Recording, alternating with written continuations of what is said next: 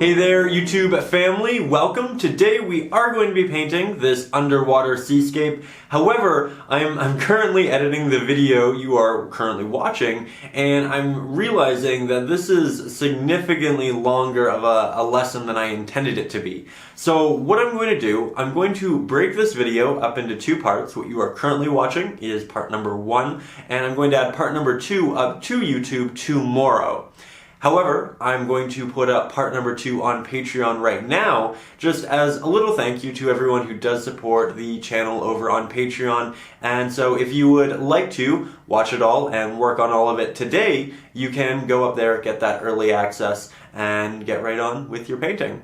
In other very quick little news before we get into the painting lesson, my cat Howie actually just uploaded his very first YouTube video onto his new channel, and it's quite funny. He did a really good job on it, and I promised I would tell you, I would let you know, and that, you know, we would all go and help support my little boy Howie. So with that said, thank you, and now I'm going to get back to the video and let you watch our new lesson. Have fun and stay creative. Hey there, YouTube family, welcome back to a brand new hour-long painting lesson. Today, we are going to paint yet another seascape, but we're going to do so with the inclusion of some architecture.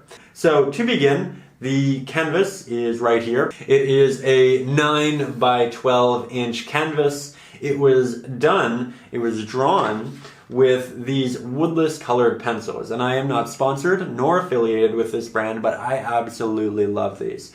I love that it allows me to allocate different colors to different subjects. So here the seaweed is in a green, some coral is in a red, a lot of land masses are in a blue, but it just makes it so things aren't complicated when I go in to do the painting. I'm not confusing subjects, and it just makes that process so much more streamlined. They're also great because they are semi-erasable and because they don't dilute vulnerable pigments like a charcoal or a graphite might. Now, in regards to the drawing that you see on here, I would like to note that it is available over in a traceable up on Patreon. There's a link to that in the description. For those of you who are new, Patreon is a great way to support the channel, to say thank you.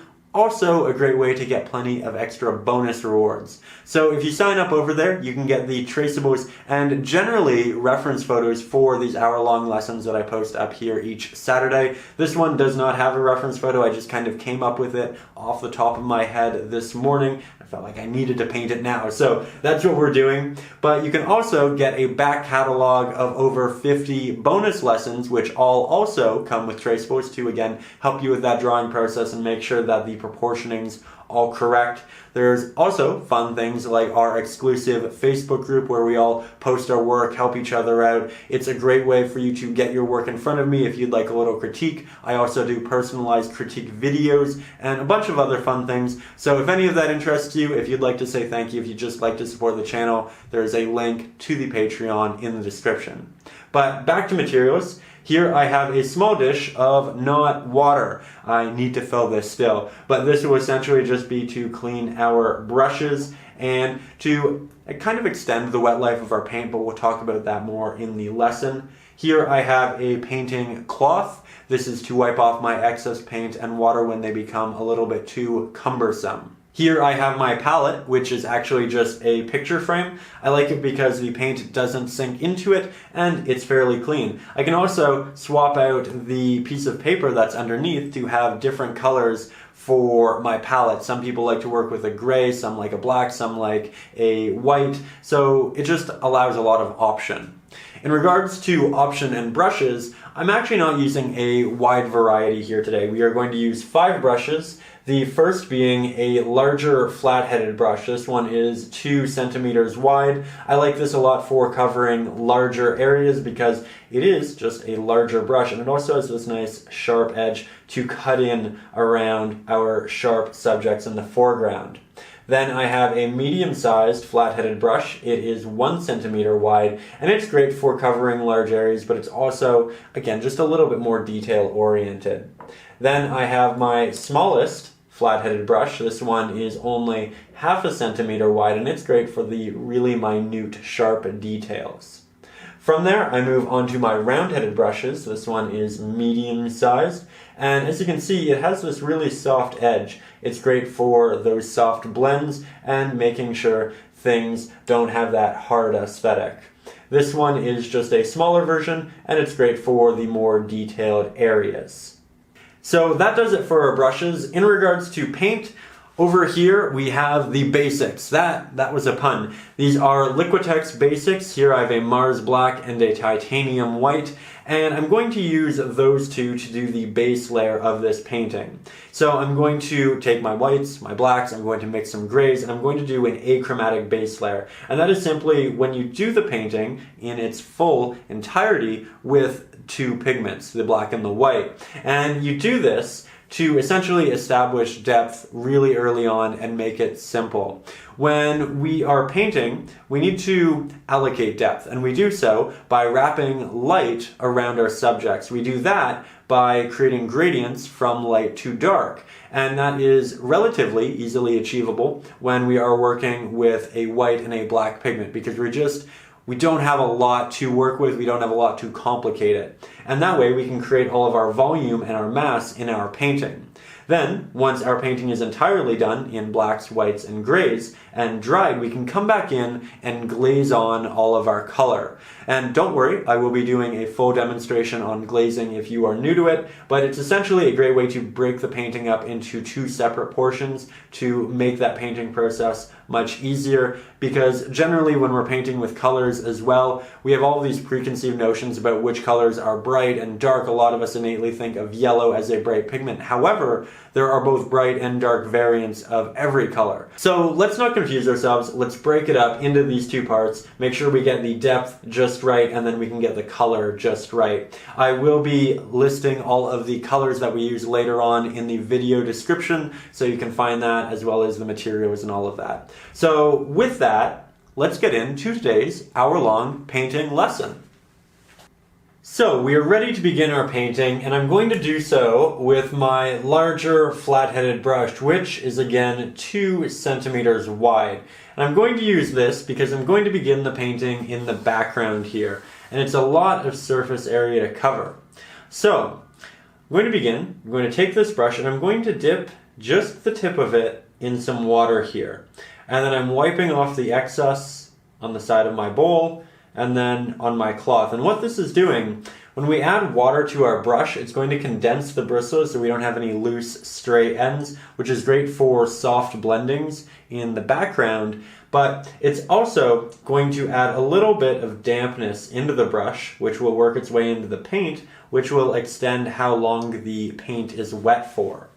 So let's begin up here in the background. I'm going to take some titanium white, I'm going to move that over here. I'm going to use the other corner of my brush to take about 1/5 of that in Mars Black, and then I'm going to blend those two together. And this is going to create a fairly neutral gray.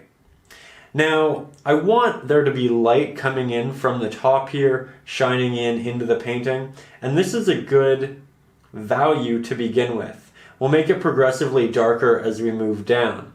But let's begin by applying this pigment to the top of our canvas.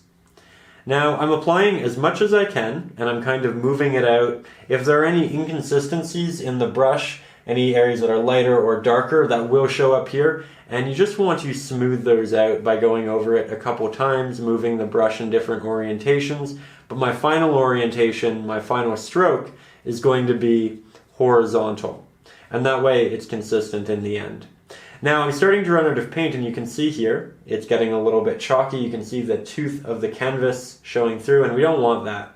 So rather than trying to scrape this about, I'm going to go back to my palette and grab some more paint and then move it back here onto the canvas. We don't want to start moving it down, otherwise we'll thin all of the areas of our paint and we'll have to go back and do a lot more layering. So it's better to just mix more. Speaking of which, I'm going to do so now. I'll take a good amount of titanium white. I'll apply that on top of my initial mixture, a little bit of Mars Black, and I'm going to mix this in with my initial mixture because it's already the correct value, but I'm going to leave a little bit of that initial mixture off to the side there. That way I have a really good reference point for what I'm working towards. And I can see right now, this is a little bit too bright. So I'll just take a hint more Mars Black, move that in, mix it about yet again. Still a little bit too bright. Take some more Mars Black, mix it in. I generally like to mix my pigments to be a little bit too bright to begin, and then I mix them darker and darker. It's easier to make a pigment darker than it is to make a pigment lighter. So once I have that pigment, I'm just going to move that back up here into the canvas. I'm going to work it all the way along the top here. I'm going to use that sharp edge to cut around some of our drawings. I'm going over the fish, but that's okay. I can always go back to the traceable and just figure out exactly where those are later. But here I'm starting to move it down a little bit. And it's blending with this pre-applied paint because it's still wet because our brush was damp when we applied it. There we go. Now, as I move farther down in the painting, I need it to start getting a little bit darker because all of this light, it's coming in from the top and it's illuminating that water. But as we get deeper and deeper, there's more water for it to move from. It gets a little bit more dense and it gets darker. So I'm going to take a hint more Mars Black and I'll put that into my mixture, leaving a little bit on the corner so that I can see just how much darker this new mixture is. Then I'll take this, find a good area to apply it, and I'll just start working that in here. Again, cutting along the edges of my main subjects. And I don't initially mix it with my color. I put it where I want it. I leave a little bit of space in between. I go back and make sure my brush is relatively clean and damp. And now I'll go back and I'll pull one into the other. Up and down, vertical strokes, X-shaped strokes. And then I just blend. There we go. Nice and easy. Now I'm going to do that over here as well. So I'll mix up some more paint because we don't have that much here on our palette. Not ready to go anyway. I'm going to make it a little bit brighter. Just because we did this doesn't mean we can't change things and adjust. I like it a lot. I feel like it might be a little bit too dark, so here I'm going with something a little bit brighter than what I used. Again, using that sharp edge to cut around my subjects. Continue doing so. Bring it up quite close to our initial mixture. You know what, I'll throw a little bit in between this arch as well, using the corner of the brush for the really detailed movements because it is nice and sharp. And I can even take a little bit of this, move it over here, just brighten that up should we want to.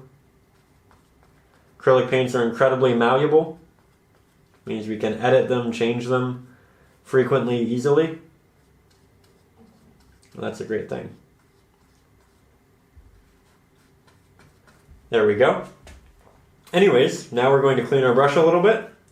Make sure that it's nice and wet, or damp rather. We don't want it actually wet, otherwise it'll kind of peel the paint off. And then I'm going to blend this up into our previously applied lighter pigment.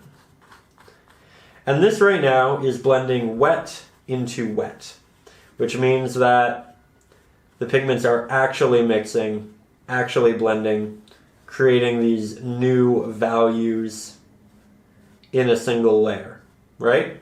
However, if you're a little bit more slow with your mixing and blending, applying all of that, what you'll be doing right now is you'll be applying a wet layer on top of a dry layer, which is also completely doable, not a bad technique at all.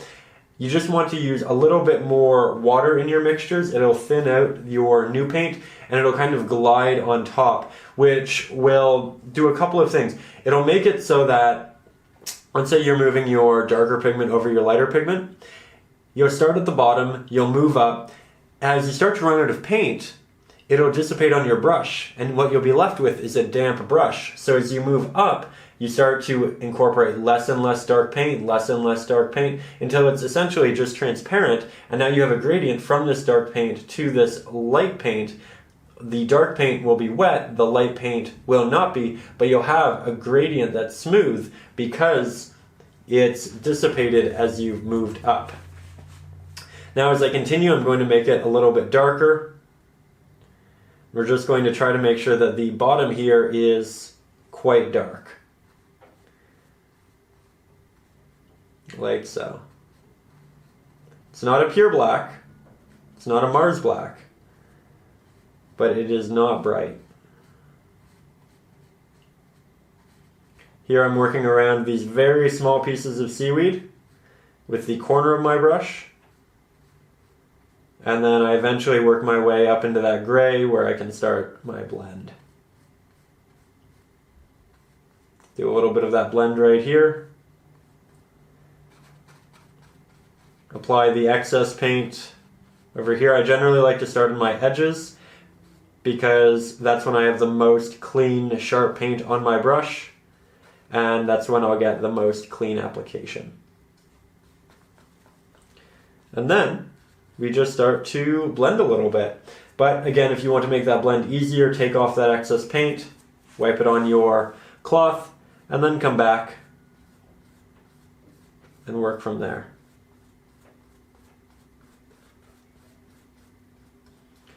I'm not applying much pressure at all with my brush. The more pressure you add, the more streaky your application will become, because you'll start pushing paint to either side of your brush and it'll move out in that way.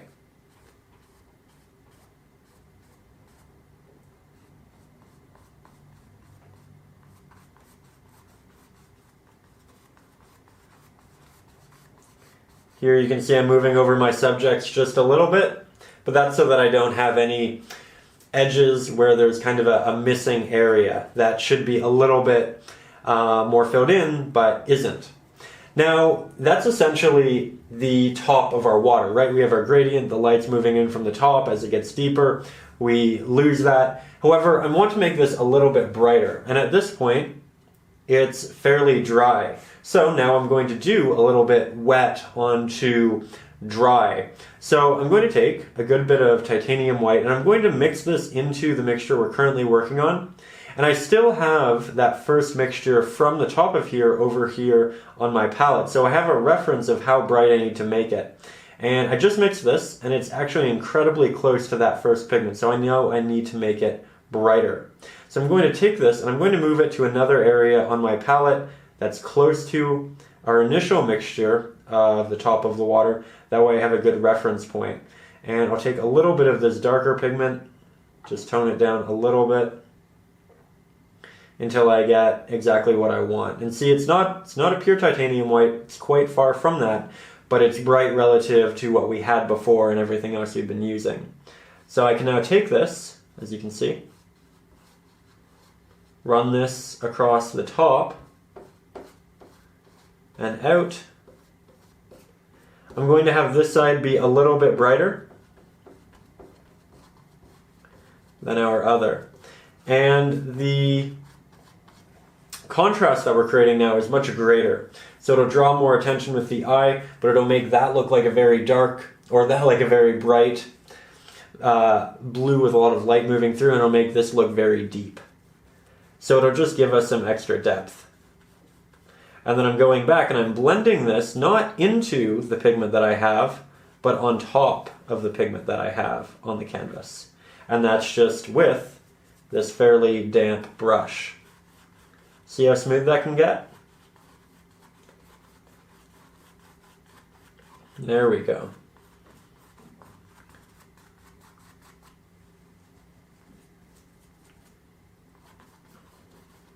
Just going back and doing it a couple times, that way I get something nice and consistent.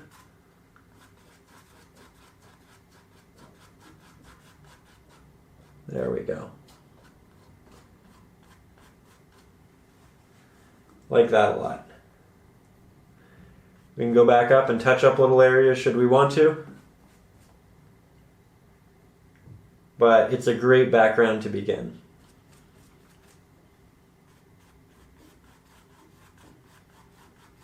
See? Nice and easy. So we have our first piece of the painting, and the next step is not actually to continue painting, but to physically stand up, take 5 or 6 steps back, and give it a good look, because when we're very close to the painting, it can be difficult to see how well a gradient moves. Sometimes it's almost like light area, dark area, and there isn't really that change in between. But you can get a real perspective of that when you look a little bit farther away. If you don't have a lot of space in your studio, you can hold up a mirror in front, or you can take a picture with your smartphone. It'll condense the image, and it'll be as if you're looking at it from a distance. So I'm just standing up, I'm moving a little bit away, I'm looking at it, and I'm saying, you know what? That looks quite good. I don't need to change it any more than I already did. So, and also, I'd like to note, I didn't get it perfect initially, right? I went back in and I added that highlight to the top. It's okay if you don't get it perfect that first time. Keep working at it. Acrylics are incredibly malleable, easy to work with. They dry so quickly, so you can go back and fix things, and you can try things as well. Be experimental and have fun with it. So with that, I'm now going to move on to this ledge here in the back. And this is essentially the next farthest thing in the painting. I like to work on the farthest area and slowly work our way forwards. So here, I'm cleaning my brush yet again, just making sure I don't have any paint drying on it. And this is quite far away. So in our painting, we have a lot of light streaming in. It'll be streaming in here to the foreground. So that back area, it's not going to be as bright. It's a little bit more deep in the water. And I want it to be dark and then progressively get lighter as we move forward. I don't want it as dark as the bottom here though. So I'm going for something a little bit brighter than that, because this is the most distant. That is the most, the greatest depth we'll get in there. So I'm going to take a little bit of Mars Black, work that into some of my gray here, and I'll just test it. I'll see how close is this to that dark pigment that we have. And it's incredibly close, so I know that's too dark. So I'll just brighten it up a little bit. I'll add some titanium white, and now we'll test this. And that is slightly lighter, which is great. That's exactly what we want. Now eventually, as we move it up here, we will find a value that's very similar, and that happened to be right there. And that's fine. But essentially, I'm working on my edges first, using the corner of the brush, getting those nice sharp applications, kind of covering up some subjects a little bit, but that's okay. I'm leaving enough to know where they are. And then I'll start blending it downwards.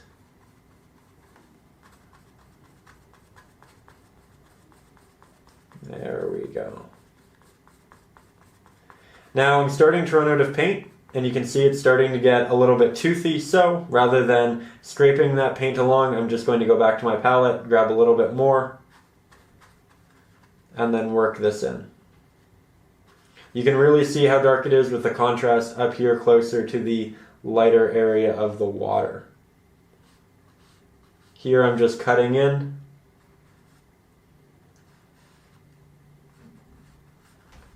And then I'll fill in the middle area once I've cut in the edges, because I can essentially just use all of the excess paint on my brush and I don't have to worry about creating a sharp edge. Those sharp edges happen best when we have fresh paint and fresh water. And the longer you use it, the less easily achievable that is. So I like to start with those sharper edges, which are harder to achieve, and then I move into the rest after. So here I'm just kind of continuing to apply that paint, and as you can see, this mixture right here, it's a little bit brighter.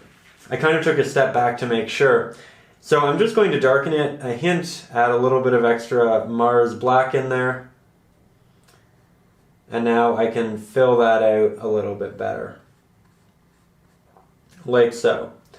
And this first application, while it's sharp, while it's the right value, it's going to look a little bit flat.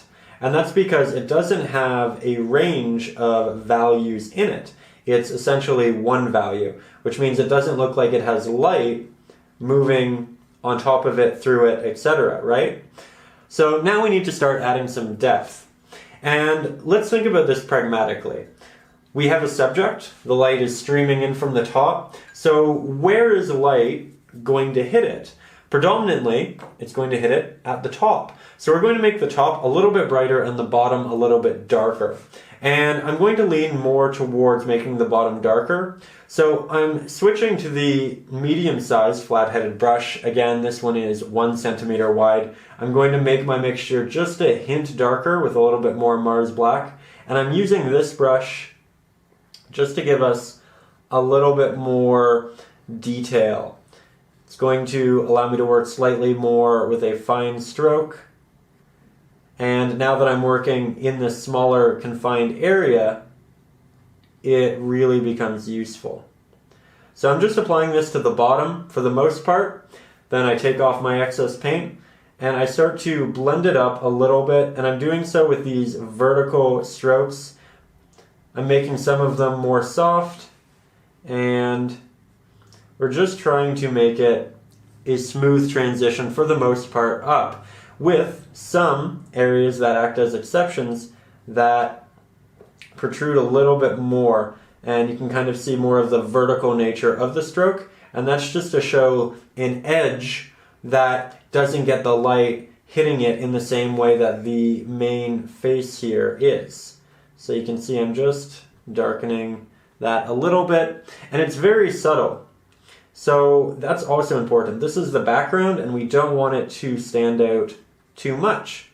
It's meant to complement the painting, not draw the attention to here and keep it. We want that reserved for the foreground. So I'm just kind of touching things up. I'm going to take a step back, see how it looks like from a Slideafar, and now I'll jump back into it. I noticed that I liked it a lot. I felt like it could be a little bit more exaggerated, so I'll grab a hint more Mars Black. And recognize that the pigment that you have on your palette isn't necessarily going to be the same pigment you have on your painting, because it's going to mix with the wet pigments that are currently on your painting. So here, you can see this is actually a brighter value than what I have here on my palette, and that makes sense because it's mixing with a slightly brighter variant of gray. There we go. And now we really have something with a little bit of depth in it.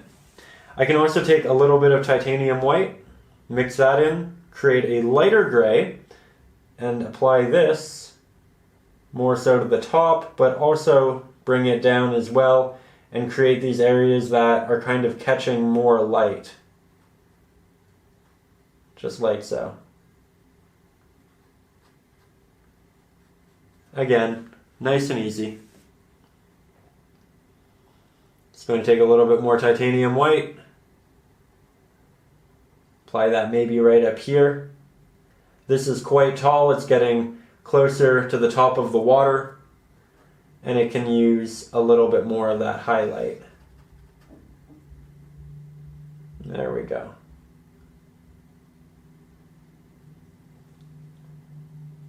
Little touch-ups will make a big difference.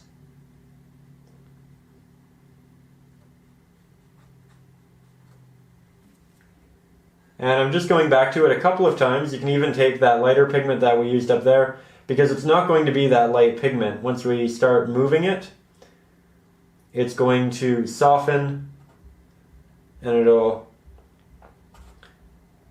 become much more gray.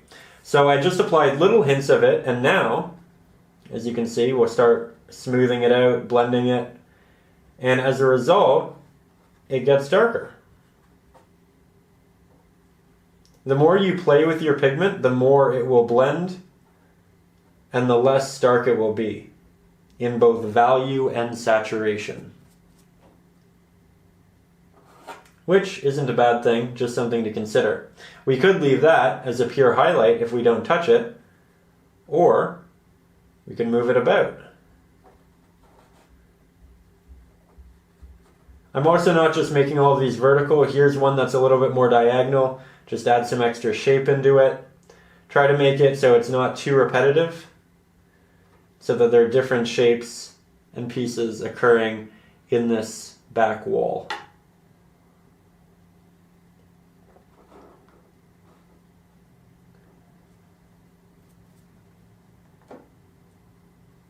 Now I'm just using the corner for some really subtle blends, keeping things sharp, contained.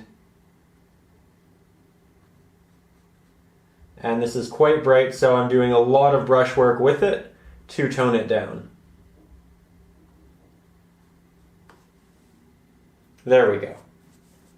So from there, I've been using these brushes for a little while, and I don't want the paint to settle in them and to dry and to ruin the bristles. So I'm going to take a 3-minute break, and I'm going to clean my brushes quite well, probably also clean my water, and then we'll be right back with the next area of our painting, which is one step closer to us, and we'll start building some depth in that. So take a little break, and we'll be right back.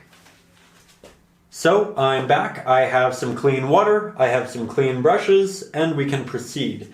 So for this next step, I'm going to take the medium-sized flat-headed brush because the next area I'm working in isn't as large as the previous two. Now, we work back to front. So we did the background, then we did this landmass right here. Now the next one you would assume is right here, but actually if you look at the details, there's another one that kind of slips in behind right there. So that's my next step.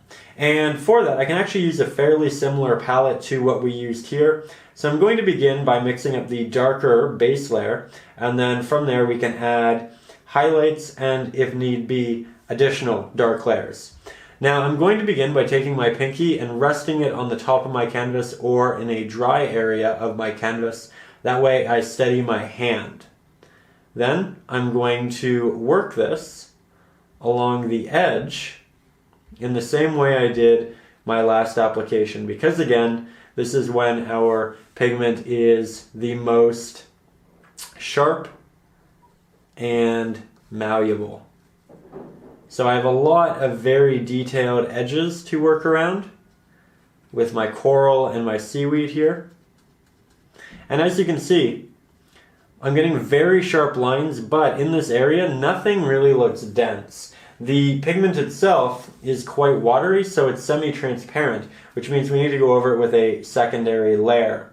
Now I generally don't like to paint with such a thin layer, so I'm going to mix up that same pigment yet again. I'm just going to do so with less water on my brush, and then I'm going to use this and reapply it here.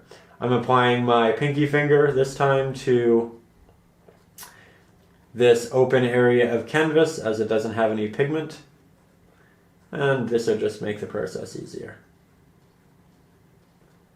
There we go. Again, we want it to be dark, but not as dark as the background that we have pre-established there. So I'm just trying to find that happy medium. Now I'm working my way through here, and it's definitely a good thing we switched to this smaller flat-headed brush, because the other would definitely be quite difficult to utilize. It does have that nice sharp corner, but this requires a greater control. So there we go. That fills in that area well, and now of course it comes in here and it kind of connects. So I use the corner, and I'm starting to run out of paint. I'm not getting that smooth application, so I'm grabbing a little bit of water, wiping off the excess, and now I'll come back and reapply. Don't get lazy. Don't say, you know what, I have enough, or I can stretch this. Please make sure you are going back to your palette, grabbing more. It will make a big difference in your painting. So there you can see the difference between our previously applied landmass values and our new one. This one is brighter, which makes sense. We want it to get progressively brighter as we move here into the foreground, as that is where we want the viewer's eye and attention. And that looks quite good. However, I do now need to give it some mass, make it three-dimensional. So I'm going to make the bottom of it slightly darker. I'll take some extra Mars Black, work that into our mixture quite well. And you see me going back and forth here with my brush so many times. That way I get a fairly even distribution of that pigment along the edge, and I don't have some areas that are brighter and some that are darker. And now I'll apply this around the bottom areas. Again, recreating those sharp lines that we did initially. Starting to get in practice, and it's starting to get a little bit easier. Another reason I like to work in the backgrounds first in our paintings is when we start our paintings, generally we aren't warmed up. Our motor skills have had a little bit of a break, and we need a little bit of practice. And this is exactly what that offers. Now I'm going to go in and I'm going to blend some of these darker pigments up.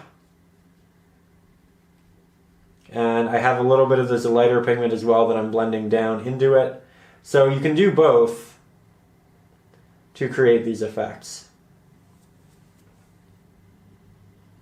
It's essentially just brighter on the top, darker on the bottom, with little impressions and ledges that are going to be brighter and darker as well. Here's a really good one. That's nice and sharp. Here I'm putting one at more of an angle to keep it diverse, interesting.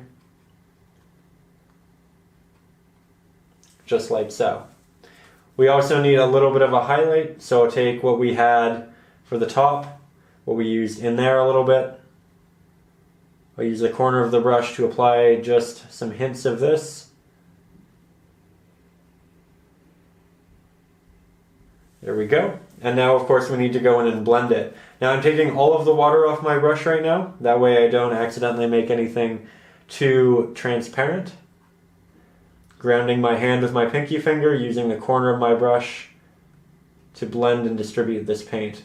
And there you can see it's so much softer already. Try not to overwork it. Just use what's needed.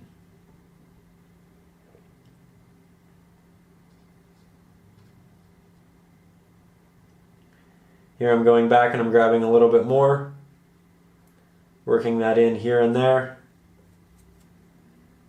I wipe off the excess and then come back in. And just like that, we have another good version of that. It's a little bit closer, so I left some of the highlights a little bit brighter, and it's a little bit softer, or a little bit less soft of an application. Now we get to move on to this next area right here. So yet again, we're going to make it a little bit brighter. I'll add a hint more titanium white to our mixture. I'll go in at the edge. I'll cut that through, making sure that it's slightly brighter than the bottom of the last landmass. And this is a little bit watery, it's a little bit transparent, so I'm going to clean my brush, take off a lot of that water, come back, grab some more pure paint. My brush is still damp, just not to the same extent. And then I'll come in and work around those edges, as well as go over the areas that are slightly thinner. Slightly more thin. Is thinner a word? Who knows?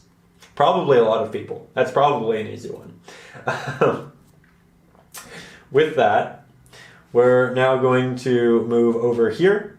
So I need a little bit more paint. Grab some Mars Black, some titanium white, much more titanium white than Mars Black, despite the fact that we're making a dark color because, again, the black is just a much stronger pigment.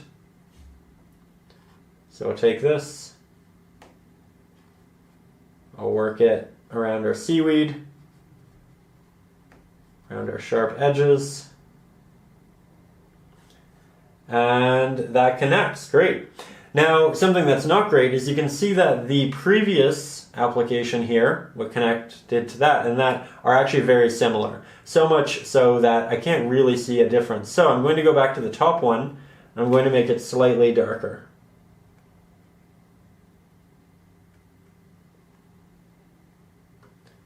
There we go. Now I'll go in and I'll add a little inconsistency here and there for light hitting it in different areas.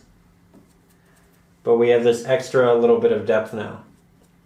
For this one, we're going to, yet again, make the bottom a little bit darker. Get that Mars Black mixture. It isn't a pure Mars Black. Apply it at the bottom. Start to blend it up a little bit.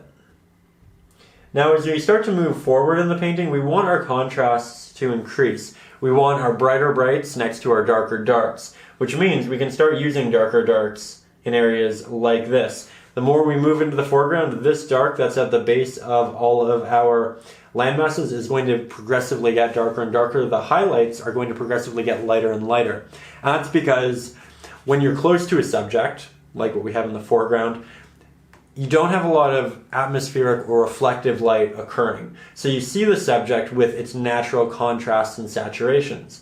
Whereas when you move farther away, there's so much more light and subjects creating additional reflective light, and there's so many more things like water that light need to pass through, and that's all going to change how it's perceived. So this back here, it's fairly dark because it's farther away from the light, but you can't see the highlights on it well because there's, again, just so much dark water in that area. This landmass will be much more blue, despite the fact that the landmass itself might not actually be blue, but it's just because there's so much blue light in this whole area, right? So consider that. Now onto here, we can start adding a bit of a highlight to the top, and I can make it a little bit of a brighter highlight because, again, we are moving closer to us in the painting. So here I have a little bit of a lighter gray. You can see that's applying quite well. I'll move it down, create a couple little interesting pieces, apply it over here, again move it down, and that looks quite good. We now have depth in it. However, do we have that much depth? Do we have as much depth as we have over here? The answer is no, and that's why we need to continue to boost those. So I'm going to make the light areas lighter. So I'll take a little bit more titanium white, move that into our mixture, start tapping on and applying it. As you can see, it's going quite well.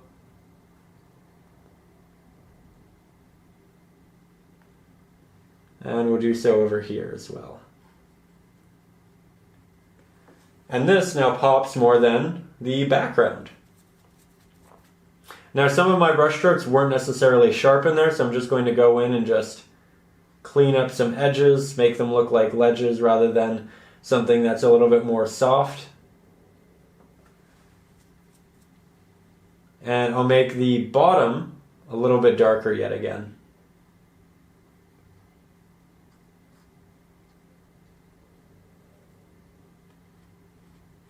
And this will really establish some good depth.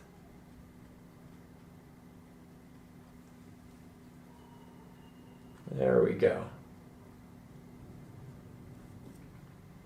Got a little bit more.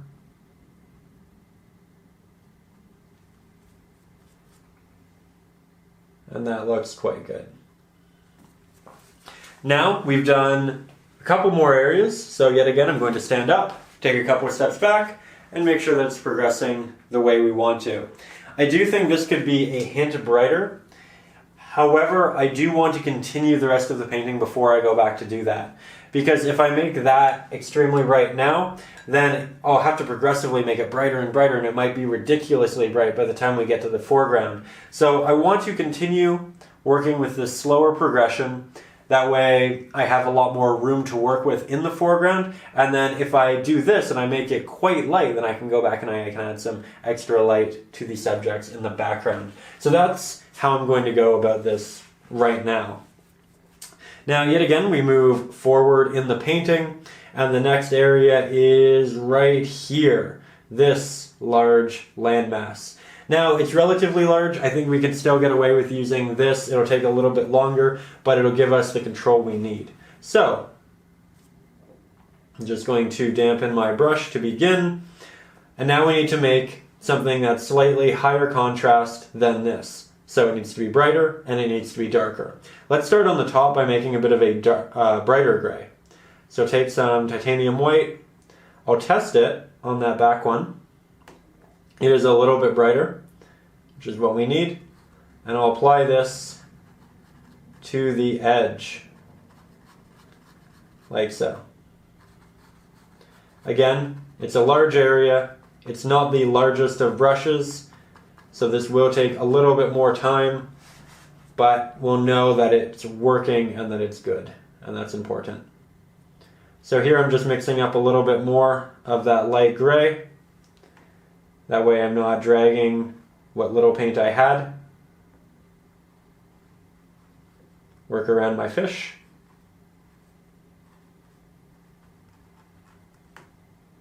Blending it down from that top area in a similar way to how we did the light at the top here, and then we started to blend it down a little bit.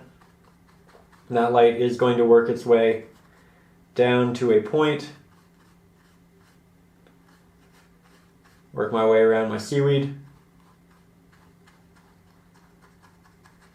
And then as we get back here, it'll get darker because it'll have a shadow from the structure here. But I'm still going to throw this in just so I have something to work with later. I can go on top of it. That's okay. So from there, let's mix a bit of a medium gray. So I'll take some Mars Black. I'll throw that into our mixture. And now I'll start applying this underneath / in that still wet initial highlighted layer.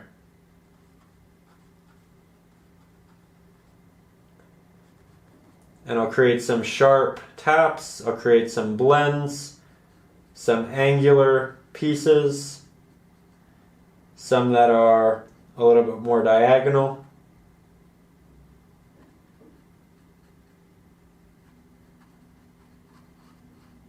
And I'll even blend it down to the bottom, recognizing that I'll have to go over it a little bit with a darker pigment in a minute. This is just to help me organize my pigments and see how far my gradient is going to be.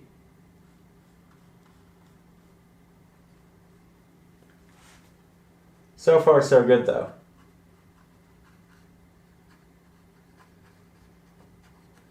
Still have an abundance of paint, so I'm able to cut around the edges of my subjects.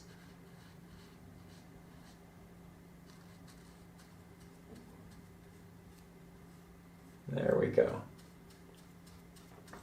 And I'll start moving this up fairly close to the top here because, again, this area is more cast in shadow because of this structure. And you're probably looking at that structure and saying, hey, you know what? Ryan, that looks like it's behind the subject matter you're currently painting. Shouldn't you have painted that first? The honest answer is yes. Yes, I should have. However, it's okay that we make these mistakes once in a while, and I'll show you that it is easily remediable.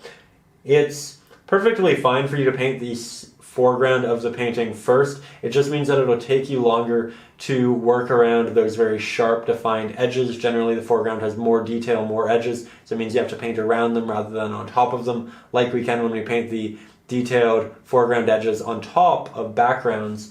So again, it makes the process slightly more tedious, but it's certainly an achievable way of going about things. And if you did that for every subject, then you'd be painting for a significantly longer period of time. Whereas here, we work on it in the way that we do to save some time, to make those really clean edges. Now I have some darker pigment here, which you can see, and I'm just working this up some of these crevices, doing some blends here and there. Coming along really well. As you can see, the value at the bottom is now darker than the one that we had over there, and that's exactly what we needed to push it forward in the painting. Because despite the fact that we're moving forward in the painting and our subjects are getting brighter because we're moving more into the light, the contrast is getting deeper because, again, we don't have that reflective atmospheric light. There we go.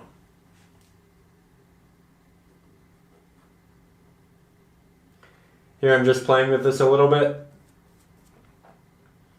I have a lot of consistency in the block shaping. So here you see this is a highlight, there's a little fissure, there's a little one, and then I have that same amount of space right here, and then I have it again right here. And I don't want that much of a repetitive movement happening through this. I don't want that much simplification.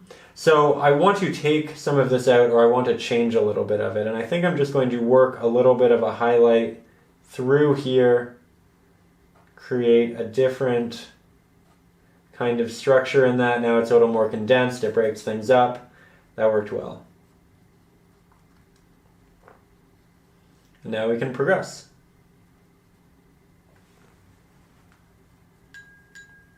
Recognize that this isn't a simple shape. It moves up and then it kind of dips up and then it comes back down a little bit and then it dips and then it goes up straight and then it's back on the slant. But this slant is different than this slant. And then it kind of gets to this flat area and then it goes higher and then it dips in and then it dips out and then it goes higher again. So it's not a simple slope. It's all of these intricate little pieces of movements. The same goes for these as well. It's not meant to be overly easy. You want it to have more diversity, and that'll make it look much more interesting and give it much more of a real effect in your painting. So consider that as you're working through these. Now I'm going to go back and work on this right here. Before I do, I'm going to take a couple of steps back, just make sure that it's progressing the way I want it to. So far, so good. Now the back of this is going to be very dark. The light's coming this way, the light will be hitting the side, it won't be hitting the back. So I'll take a good amount of Mars Black, work that into our gray. This should be just about as dark as this. It's a little bit brighter, so I'll grab a hint more Mars Black. Work that in. Cut along the edge. Work around this rounded edge. And then I'll just fill that in. Nice and easy. There we go. I'm going to make it a little bit darker for this bottom piece. And that's just because different materials will adopt and reflect light differently. And so when you have a piece of architecture, different pieces of stone and all of that, you can kind of play with the value a little bit more. Make that a little bit darker as well. This dark area is great because it acts as a bit of a vignette in the painting and draws the eye closer to the middle. A vignette is just a darker edge that works its way around an image, and it's incorporated because it essentially makes the rest of the painting look brighter and makes the edges blocked off visually. So if the eye goes to the brightest area, and that's in more the center area, then it goes there, and then it doesn't move off to the edges because the edges are dark, and it just naturally makes the eye want to stay in the middle. So it's a little painter slash photographer trick that's commonly used. Now as I move to this, I need to make it brighter again. It's getting some light. Take some of that titanium white, start on that nice edge. This is not the brightest of values, but we'll test it out. See how it works. I don't want to draw the eye up here and give it too much attention. This is more just something nice to balance the piece. Here I'm kind of reworking that arch a little bit. Again, if you have issues with the architectural portions, the traceable will make that all a lot easier. Here, working on that nice line, keeping it sharp because it is architecture, and then working it to that side. Good. I think that actually turned out great. Good. That turned out great. From there, I'm going to work on this next little platform that's incorporated. Going to go in with a similar gray, maybe a little bit darker. There we go. And now I'm going to make it a hint darker again. And we'll come back in and we'll throw some depth into this in just a second. You can see the flat-headed brush and those sharp edges are really coming in handy here.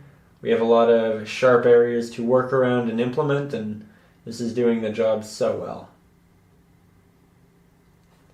There we go. Now we'll add a bit of a sheen and a highlight to the edge that's catching a little bit more light.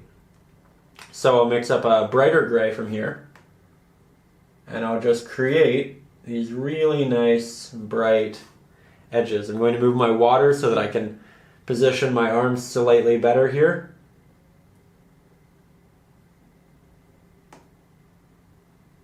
Just doing a little bit of a tap, that way it doesn't blend too much and I make it nice and sharp.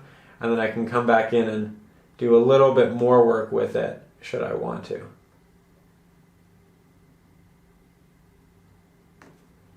There we go. Can add a hint up here. It's already quite bright. But just like that, we achieve really nice sectional area. Take a little bit more titanium white, make it a hint brighter. Go in, tap that on.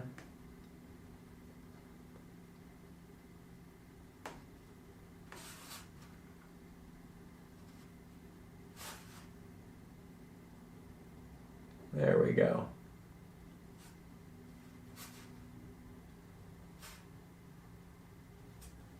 Wonderful. Can also take a little bit of that highlight and work it into the foreground here, because this will be quite close and they'll have a similar level of highlight depth.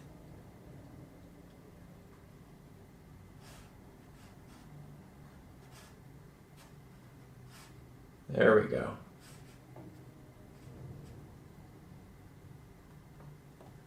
Much better. I think that is a quality improvement. So, I'll put my water right back over here, and we'll start working on the next area of our painting, which is just this little back area right here. So it's again similar to that. We'll start with a nice bright gray for the top. Work my way around a lot of seaweed here. Need to be quite careful. And I'm going to cover the majority of this open space because I have the pigment and we can just make it darker in a second. I'm doing this though so that it doesn't get confusing and I can kind of just define my areas now.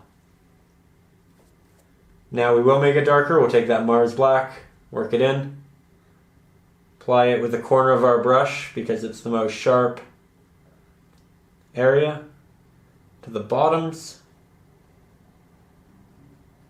like so. Good. And now we'll go in and blend it. And my brush is fairly damp through that process and a little bit of it is semi-transparent, so I'm actually not going to use a lot of water for this next part. I'm wiping off as much as I can. And I might take a little bit of a highlight, mix it up, make something that's bright, not as bright as our highlight. This way I have some added pigment on my brush that isn't watery, and this will help substitute for what's already on there and just re-thicken things. Now my blend is only really happening in the middle. I'm leaving the top and the bottom areas as dark and as light as they were initially applied, and that way I get the true darks, the true lights, and I'm not kind of blending it or amalgamating it too much. Now there's another little area right in here which I didn't paint. I'm not To be honest with you, I am not entirely sure what I intended that to be. I'm thinking about just turning it into the background, and then should we want to add something else in that space later, we can. So that background value looks quite dark. Use a good amount of Mars black. Kind of cut this in. Work it up. There we go. That worked. That worked well.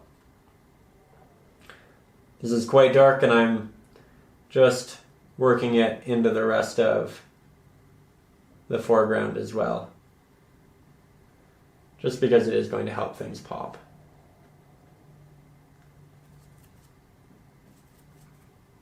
There we go. Now I think it may be time for a tea break, so I'm going to take a little break. However, thanks to the magic of editing, you will see me in roughly 3 more seconds. So we are now back, and we're going to continue moving forward in the painting here in this area. So I'm going to take my smallest flat-headed brush for the first time here, and it is again only 0.5 centimeter wide. I'm using this because we are getting to those very detailed portions of our painting. And it's going to begin in the background here. Now I'm going to start with a purely dark base layer, and I'll mix that right here just so you can see how dark we're getting it. But it's essentially significantly darker than any other pigment we've mixed. And I can test it right here because we have our darkest pigment. And as you can see, it is in fact darker than that. So I'm going to begin by layering it right around the red drawn coral that I have here. And I'm going to build this up right to the point where it's touching the rock. And I'm going to do this in between multiple pieces of coral. And this is going to be a different color of coral. It's going to be a different type. There'll be some blues and some purples. Maybe a hint of pink in here. But we essentially just want a different shape of coral. We have all of this very vertical coral, and this will be sitting a little bit closer to the ocean floor, and will be interesting for that reason. But we're just starting with a very dark base layer, which we will build on top of shortly. So there we have that. Nice and easy. Might add a little bit more in here, fill out that corner. And just like that, we have our base layer. Now we need a highlight for it. So I'm going to take my titanium white, I'll move that over here to a clean place, grab a little bit of that darker mixture, and then we'll end up with a very, very bright value. Now this will not remain this value when we begin applying it because this is all very wet and it's going to blend to a point. So we go into it recognizing that fact, and that's okay. Now I'm going to create some pattern in here. So I'm just going to begin by creating a couple little markings like this, and then once I start to run out of paint on my brush, which will happen relatively soon, see it starting to happen, switching corners, it's running out there too. Now I'm just going to blend back a couple of these strokes. And then I'll do a new stroke and I'll blend that back.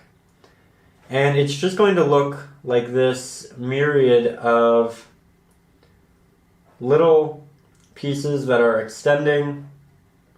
It's a lot of detail very quickly. I'm having these ones reach that way, so you can see they're in that diagonal direction. They kind of have a little bit of an arch, and that way they act as a leading line that brings the eye into the rest of the painting. And I'm going to do the same to these ones as well.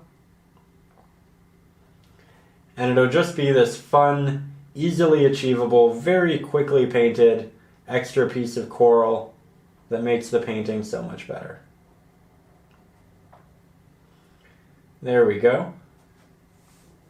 Just like that. Now we move on to our red coral. And I'm going to begin this actually with a real highlight. So I'll take a little bit more titanium white, move that into our previous highlight that we used for that first set of coral. And then I'm going to start working it on the edge and the top of the coral that's facing this area, because the light's coming this way. So the left side of the coral is going to have a highlight. The right side of the coral is going to be much darker. And I'm just applying this to begin. That way, when we start applying that darker coral, we have this definitively bright edge. And I'll show you what I mean. Now I'll go to a darker pigment, so I'll use really something quite similar to what we used for the last layer of coral. Maybe we'll make it a hint darker than that. I'm going to start at the bottom here, and then I'm going to work my way up. So the back of the coral is nice and dark. As I move my way towards the front of it, it starts to blend with that highlight, and now I just have this very bright sheen that's happening, which is quite nice. Do it right here. Blends in. There we go. And we'll just keep working our way to the left. Now, you don't have to paint it exactly like this. You can do the same style as what we did for the first layer of coral, and that will also render quite a nice effect. Oh, sounds like my cat might be hungry. Howie, don't you worry, I will be right there. I'm going to take a little break, feed the cat, and then I'll be right back. So now I'm going to continue here in the opposite way, in the same way that we did our first set of coral. So I'm going to start with my very dark mixture of gray, and I'll apply that here to the entirety of my coral, as you can see. Howie, my cat, has decided to join us for this painting lesson, and he can be a vocal spirit, which is, I think, quite nice. So you may hear him in the background once in a while. With that, here I'm just going back, mixing more of that dark pigment. I'm not mixing a great deal of it initially, and I like to progressively mix my paints. I don't like to do a lot too quickly, too early on, because I like to mix it, test it, and then mix it again. And mixing it multiple times helps you remember how to get to that pigment. That way, the next time you go to paint a similar subject or a similar value, color, whatever it may be, you have that stored in your memory because you did it multiple times. So that's one technique I definitely implore you to implement.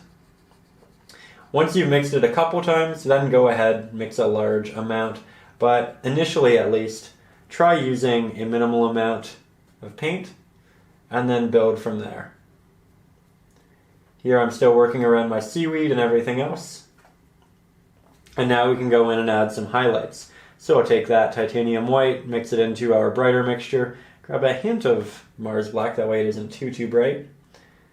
And then I'll work that along the side, and you can see that this is less bright than this. So because we're working in this technique, we will have to go back a couple of times over our highlights and build them up. Or we can take more of that highlight and then just very lightly tap it along the edge, as you can see here. That way it's not blending or being pushed into the previous paint.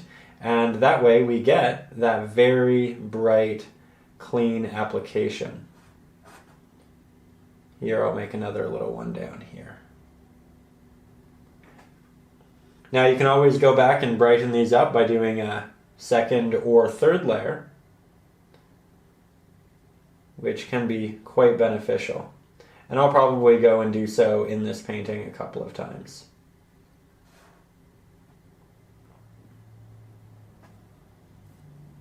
Here you can see I'm going back and forth. I'm kind of jumping from one piece of coral to the next, and that's just so that I don't blend one area too much.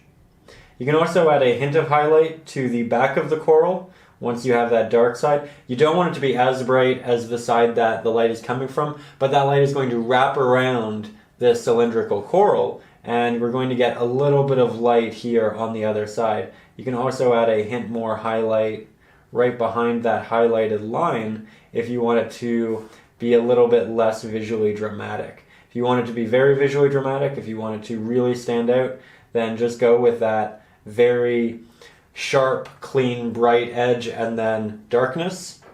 But if you want that light to wrap around it a little bit more, then going in with a slightly darker gray and applying that right behind that initial application, you will achieve what you want. There we go. I'm changing up my coral a little bit as I progress here. Don't you worry though, the traceable was created from the final version of this painting, not the initial sketch. So you already have everything right where it needs to be. No need to question these things. Now I'm going and I'm adding a top to all of this cylindrical coral with this lighter pigment. And that way I can put a little very dark hole into the top of that, right in the middle, and maybe we can have some bubbles or something coming out of this. Give it an extra fun little detail. There we go. You can also add another detail by just taking some of that highlight and just tapping on a little bit of texture here and there. As you can see, you don't want the taps to be in the same diagonal effect as the coral behind it, otherwise it'll blend in. But just a little bit here and there in a slightly different direction can really do a lot of good work for the painting. There we go. Like that a lot. Now I have some seaweed. This piece of seaweed actually comes from the bottom here and then it wraps its way up. So we'll wait to do that, but there is some seaweed right here that's happening in behind. And again, this is one of those times where you say, Ryan, shouldn't we have done that before? Yes, probably, but it'll be okay.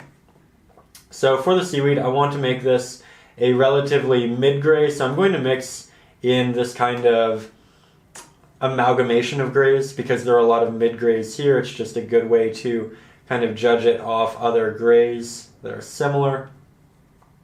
So there we go.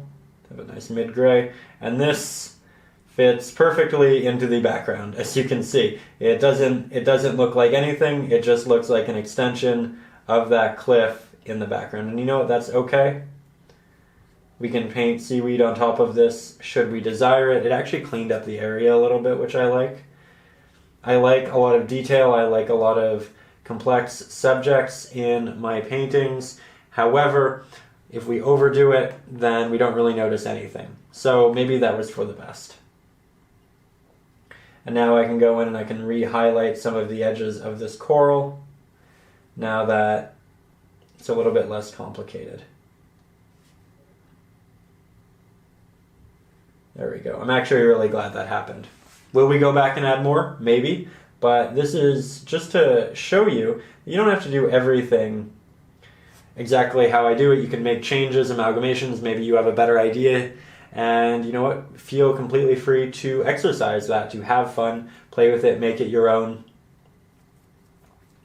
I in no way would feel offended. Now, I'm going to continue, and I'm going to work in the back area right here. So this is a rock. It's essentially sticking up out of the ground. It's going to catch a good amount of light here, and then it has some coral and seaweed in front of it. I think I'm going to paint over the seaweed. I'm going to paint around the coral, and then should I want that seaweed back in, I will repaint it. And I think that's going to be my general stance on seaweed for the most part in this piece, just so I don't overcomplicate anything. So for this next part, I'm going to take some titanium white, mix that over into my mid-gray, that way I have a brighter mid-gray. And I'll start with this, like so. Starting on the edges, and then I'll start moving it down. Once I start to get out of my open space here and I start to get down to that coral though, I will mix up a bit more and I'll go in with another sharp line. I didn't want to continue doing exactly what I was doing because had I done so, I wouldn't have been able to create these nice clean applications. Now I made it a little bit darker because the light's coming down, it's hitting the top. As we move farther down, we are getting more shadows from things like this rock and that coral. And so I wanted to get progressively darker. It'll also give it a little bit of depth as well through that gradient. Now I'm going to go back and mix a bit more of that lighter pigment. And I'll throw this in between. There's a little piece of coral there. There's another piece of coral in between there. Just blend that up to the brighter area. My brush is a little damp, so this is semi-transparent. Now I've mixed the pigment a couple of times. I am confident in remixing it. I'm going to make a bit of a thicker pigment. So I'm just adding on more paint, doing another layer, making sure that it is nice and thick. And then I'll blend it into the darker areas, as you can see. Just make a nice soft transition out of it. Nice and easy. Now I'm going to make the edge slightly brighter, as it'll be catching more light. Now there's a lot of paint on here right now though, so when I'm applying, you can see that it almost just becomes the exact same gray that we had previously. It isn't exactly the same, but it's quite close, and for that reason I'm going to let that dry before I go back in and do anything more with it in that way. However, I'm going to make the back of it a little bit darker. It's a lot easier to make things darker than it is lighter, so I'll just throw that in there. And it gives us a nice edge to the rock and to the painting as well. There we are. You can see just how well this blends in, where the highlight didn't. And something you can do, if you want something to be really bright, you can also make the rest of it look much darker, and then it'll look brighter in comparison. So, a couple of different options there. Now I'm going to move down to the coral while this dries. I'm going to start by making our very dark mixture. Going to apply that as so. Do a little bit more up here. Blend that down, blend that down. There we go.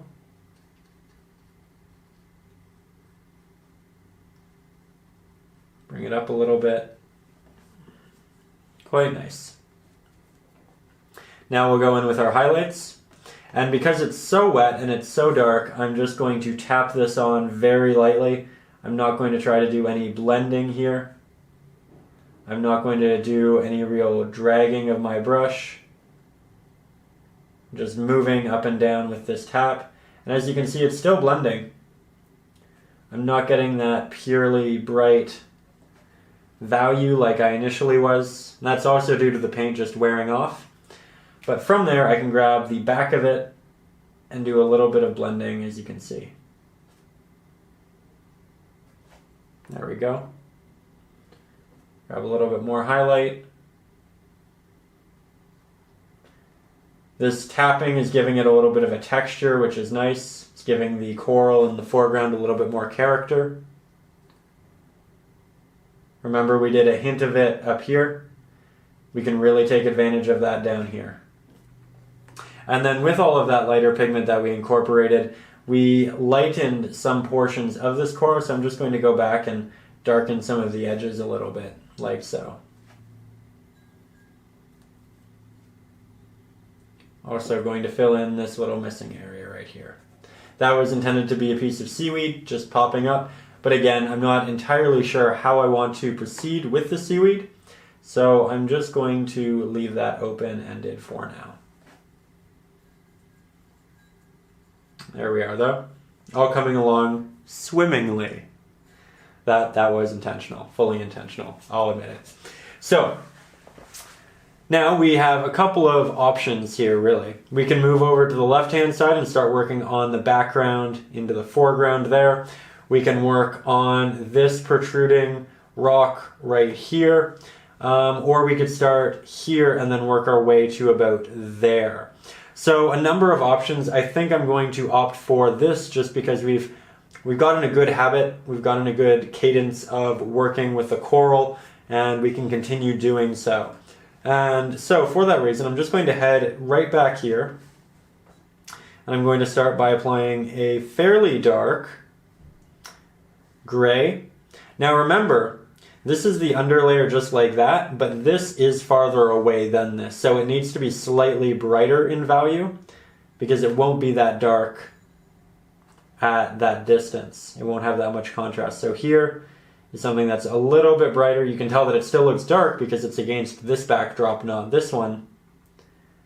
And it's just allowing me to apply all of this relatively easily. Here I have a little bit of coral. Here I have some seaweed. I think I will keep this seaweed. I do like how that's looking right there. So I'm just filling this in.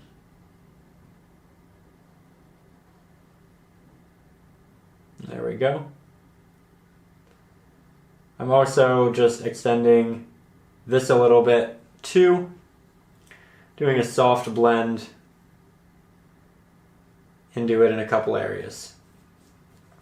Now I'm going to create more of these little guys. So I'll take some titanium white, make that really bright gray. I'll use the corner of my brush to tap in all of the little details. I'm applying as minimal amount of pressure as I possibly can. The more pressure you add, the more the bristles will expand. And as that occurs, you'll get a larger application. And these are quite far away, so I want them to be small, smaller than these. And so I'm trying to apply the smallest amount of pressure. It's also preserving that highlight, because remember, the harder we press, the more it blends. There we go. And I'm kind of just filling it all in with this texture and application. Now I can move on to the coral. That's the going to be red coral, the very vertical coral here in the background. We start that with that dark pigment. Make it a little bit darker than what we had there. And I'm doing this purposefully because I want it to pop a little bit more and it's a little bit closer to us. There we go. Now we have a couple pieces of seaweed in different areas. I'm going to leave that for now. I'll come back to it again once we have a better understanding of how much detail we want. And I'll move into the highlights of my coral.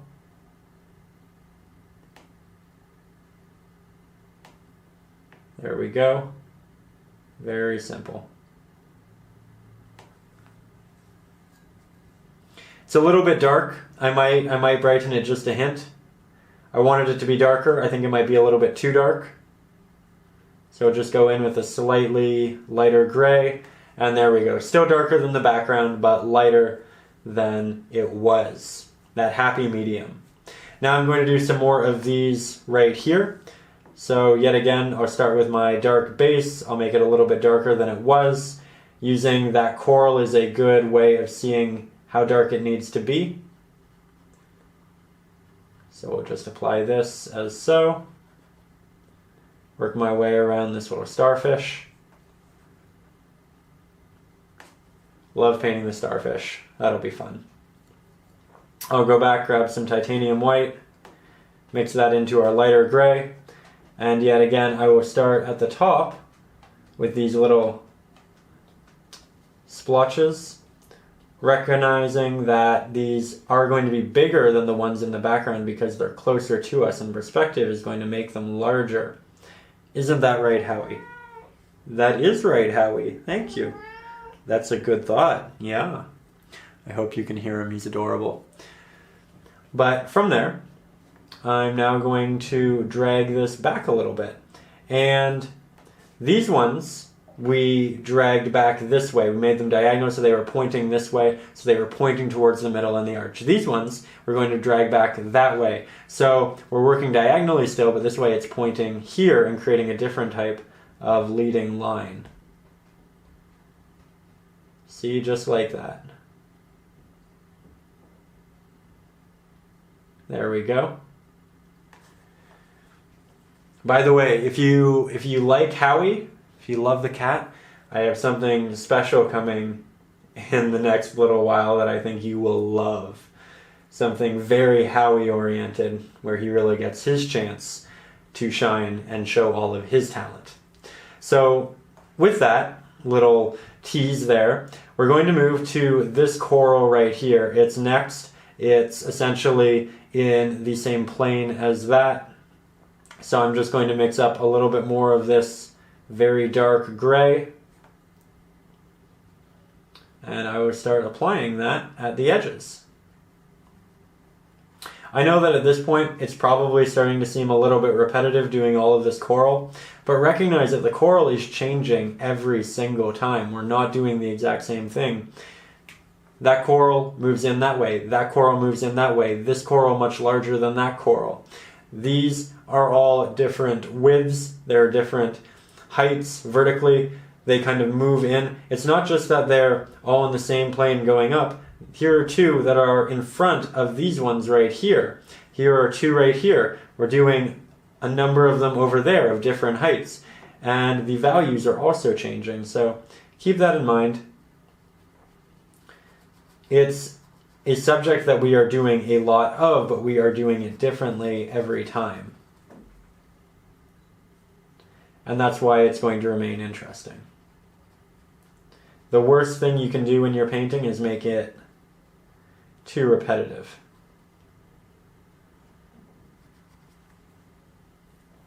So now I have another little piece of coral just sticking out there, grabbing that Mars black, that hint of titanium white, and we are almost at the point now where we need some titanium white. I will grab that soon.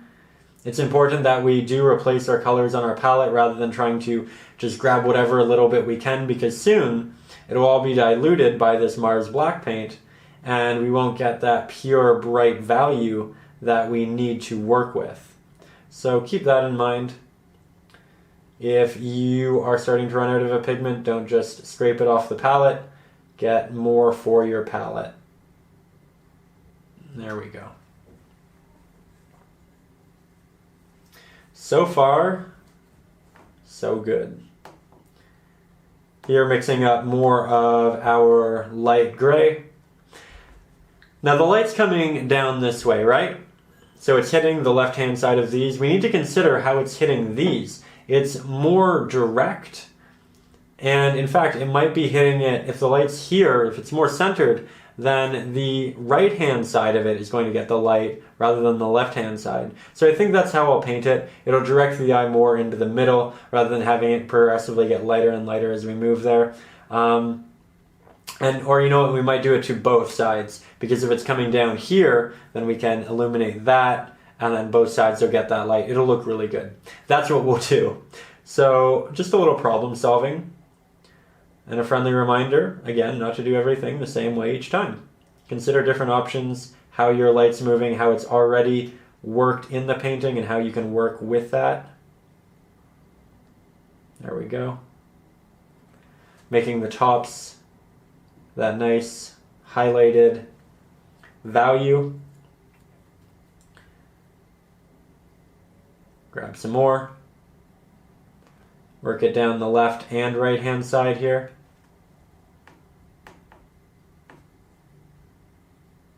It can be brighter at the top and then dissipate a little bit as it moves down. Here, this one is in front of this one a little bit. That'll just add a little bit of extra perspective to the painting, which is nice. I was a little bit messy here with this edge, and you can see a little bit of that paint protruding.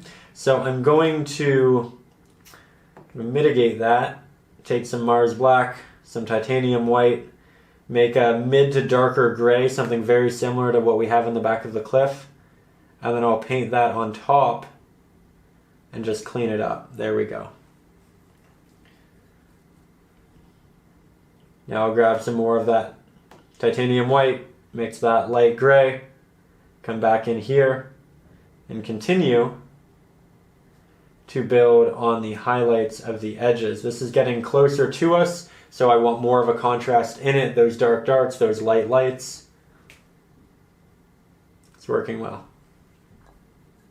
I also need to add the top opening in the coral. So I'll take a little bit of that Mars black, mix it in with our darker gray,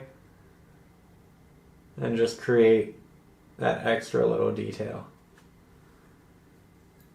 Kind of covered up the bottom of it there, so I'll need to take a little bit more titanium white and just repaint that in.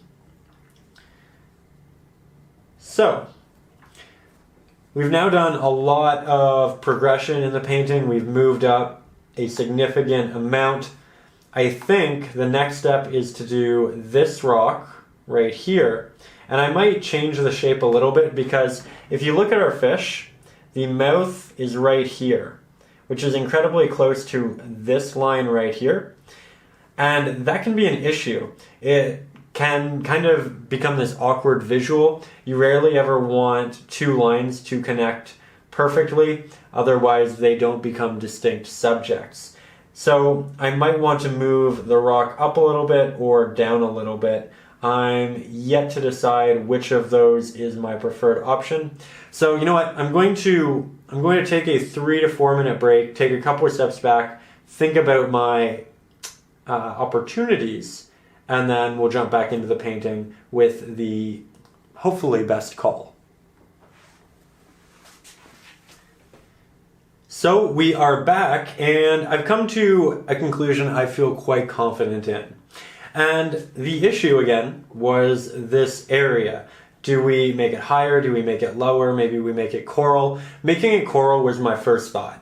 And I thought so because we had a lot of coral there. Maybe we could throw in some of these and break it up a little bit, right? But if we did that, then we'd have all of these vertical lines kind of conflicting with our fish here, which will probably be a little bit more detailed. And I didn't want it to become too visually complex to the point where it became confusing.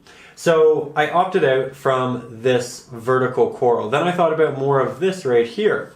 But again, that's a lot of pattern. It's going back quite far in the painting. It would have to get really, really small, and I don't think that was the way to go.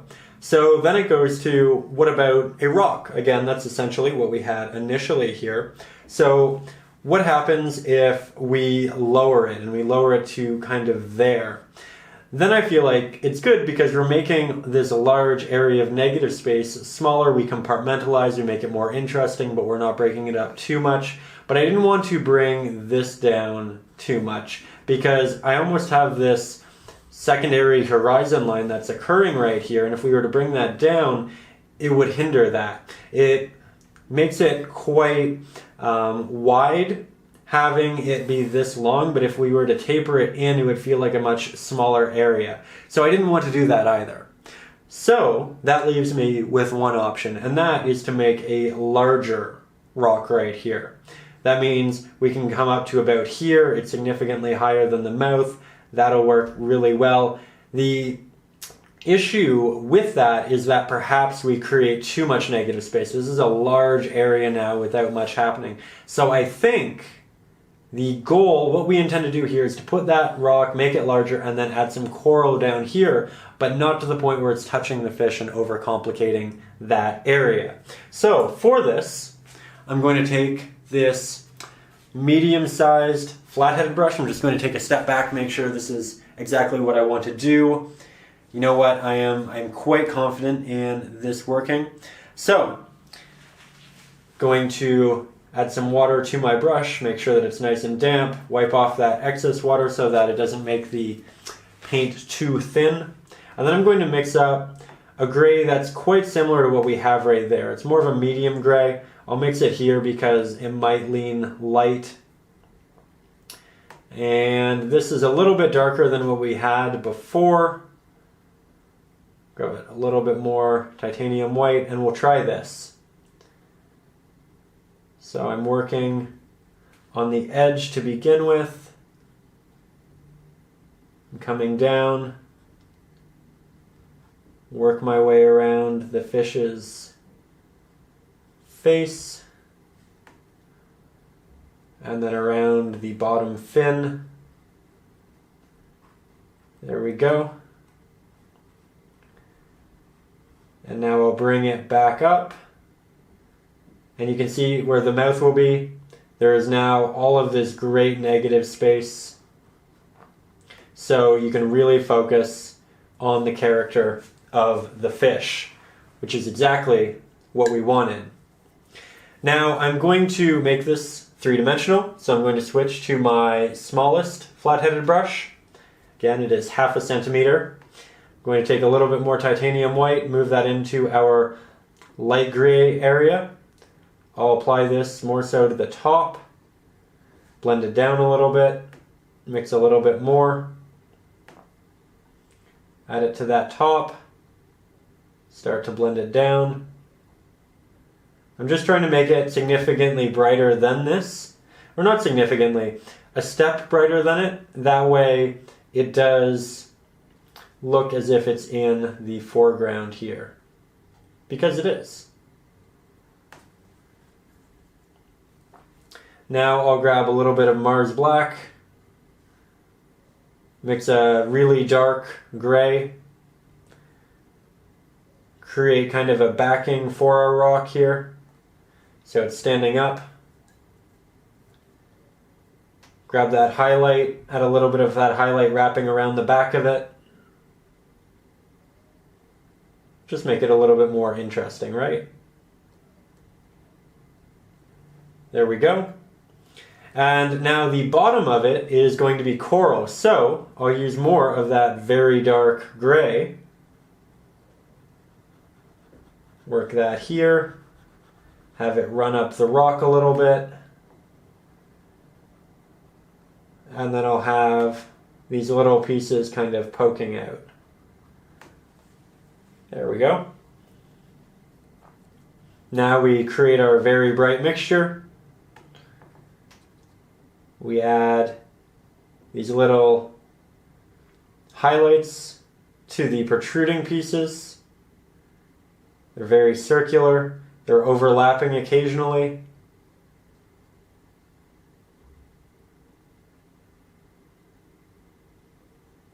There we go. Have some kind of getting lost underneath this rock here.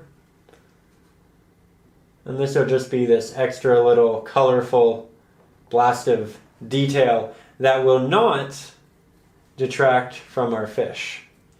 Then I'll go in and I'll just kind of blend a couple of these down with the corner of my brush. If we start to lose detail in this process, that's okay. We can always go back in and reapply those highlights. There we go. So now mixing more of that light gray. And you can tell it's still not a titanium white because there is still a little bit of Mars Black in there that's diluting it to a point. So here I'm just putting that detail back in that we may have lost when we did that drag effect.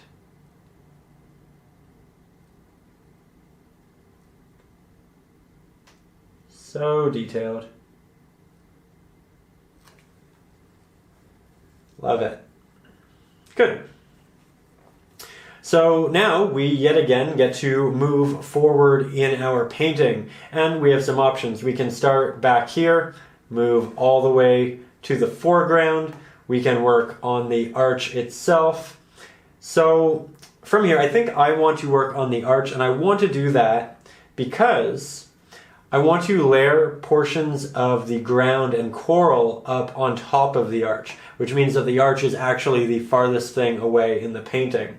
So it's quite large. I'm going to switch over to my medium-sized flat-headed brush. I may regret this and move back to the larger flat-headed brush, but I think this will be a good starting point.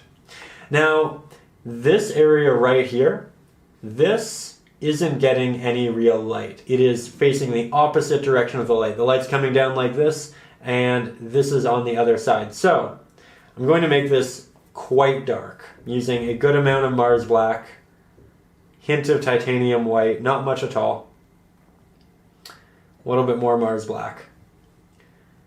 And I will create the sharp edges first, as we always do. I'll go over them a couple times until it actually is relatively straight. Doesn't need to be perfect. This exists underwater. It erodes. There's a little bit of a visual line distortion that occurs underwater. Generally, different situations. And here you can see that it's starting to thin. I'm running out of pigment on my brush. All that's left is the wet pigment. So I'm getting this very transparent application, which I do not want. I want it to be damp because I want it to create those nice sharp lines, but I do not want it to be too thin. So here we go. We have our dark pigment. I'm creating this nice sharp edge, going back and forth, smoothing it out, making sure it's consistent. And there's this underside to it that's actually going to be catching a good amount of light that's going to be working its way through. It'll be illuminated in the same way that this side is here. So yet again, I start to run out of paint. I'm going to take what's left on my brush and just work this a little bit into the body, the more open space of our arch here. As so. Yet again, going back, mixing significantly more paint. I feel like the more you've mixed a value, the more you've mixed a color, the more of it you can mix. Remember, I like to start by using too much at all. But then as I progress, as I continue, I use more and more and more. Here I'm just filling in this area. Getting a feel for how dark it is. That way, before I kind of go and do all of the lines, I get to know if this is what I actually want or if I should consider brightening it a little bit. There we go.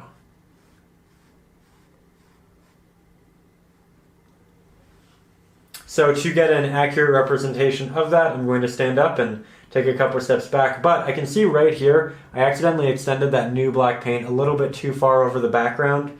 The background is entirely dry, so I can take an incredibly wet brush, apply it over that area, and just kind of scrape off that excess paint that went a little bit too far.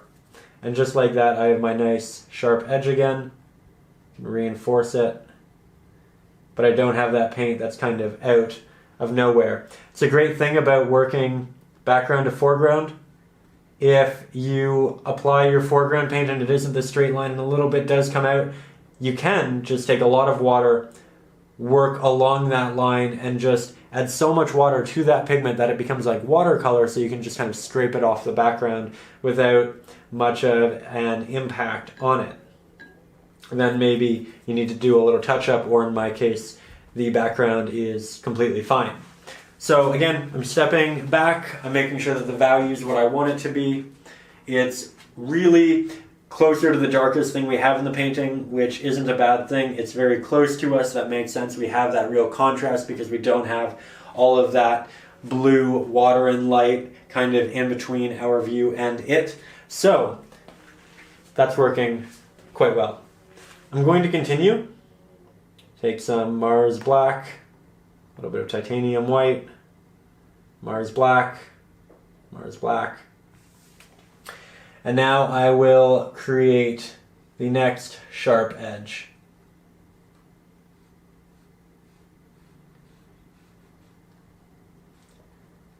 It's fairly precise work. You can see that I do have little bits that kind of come off. That's because I was working a little bit too quickly, but that's okay. I do intend to cover up a couple of those portions with fish. So you have a bit of a saving grace there with the subjects you intend to incorporate on top of it. There we go.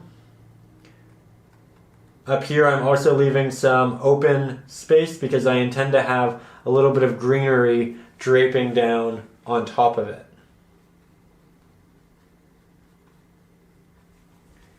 There we go. Just making sure both sides have the same values. And we can continue. So from there, I'm going to work on the inside. And this is again going to be significantly brighter. So I'll take a good amount of titanium white, move this into our lighter gray area, take a little bit of our darker gray, and now we can try this. And as you can see, it's actually quite a dark gray. It is almost comparable to our background, which as we know was a dark gray when we began. However, because we're mixing with our previous mixture, because it's right beside this, it looked a lot brighter than it actually was. So we need to mix an even brighter gray now. So I'm taking off the excess, that way I don't continuously mix with a lot of extra dark gray. I'm going to take some titanium white, move that into that, and now let's try this. And there we have a lighter gray. Much better. We also have the addition of a little bit of that darker gray in there, so it's toning it down just a hint, but it's still working quite well. We can always go back in and add highlights. I'm trying to take this more slowly than I did that edge. That way I actually get those nice clean edge lines. And if you find this is a little bit difficult, still getting those sharp edges, you can switch to the smallest flat-headed brush. You'll have more control, more detail. It'll just take a little bit longer because you won't be able to carry as much paint. There we go. I think that's quite nice. We will go in and add a bit of an extra highlight to it once it dries, but we will continue to use this for the other edge as well. So I'm just going to take that pigment, work it along here, all the way down, around our rock, back up. And it's starting to get a little bit thin, so I'm going to mix more of that paint rather than continuing to drag it out.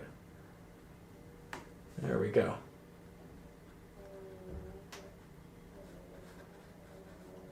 I'm being semi-mindful of this seaweed here. It's a small piece, but it is one I really enjoy, something I'm confident about, so I'm going to try to work around it. That way I know exactly where it is when I want to replace it. Again, I could go back to the traceable, but made it this far, and I think we'll be able to avoid it. Here we go.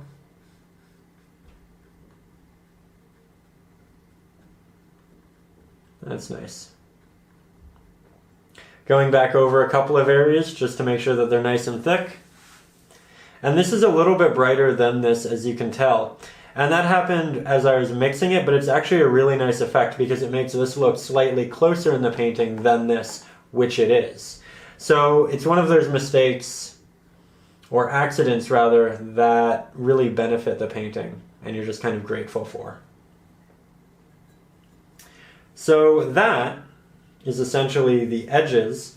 I do want to take a bit of this highlight because it is quite bright, and I'm just going to work this a little bit into the edge of this one. Just give it this extra little sheen in a couple of areas.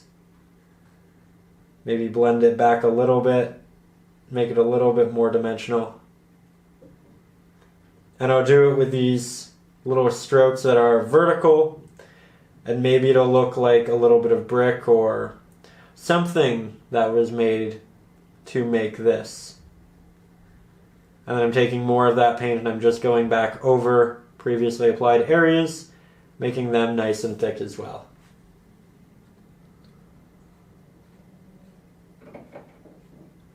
we go. This is going exceedingly well. Going to clean my brush. And now we can head up to this top area, which will be quite fun. So I'm going to make these a little bit brighter. Now, why would this be brighter than this? Well, it's in the same space, it has the same amount of light hitting it. However, it might be made with a slightly different material that might have slightly more of a sheen, or maybe it's just a little bit brighter of a pigmented material. So for that reason, I'm going to make it a little bit brighter. Take some titanium white, mix that into the gray we are currently using. And then I'll make these sharp strokes, so you can see there. Not much of a difference, but a difference. Take a little bit more.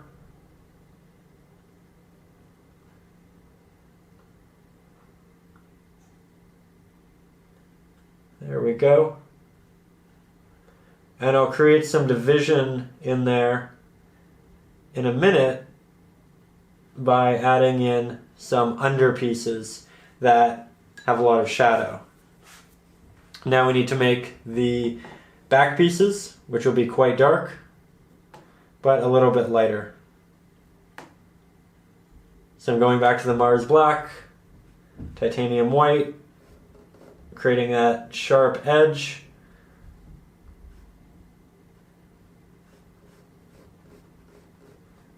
There we go.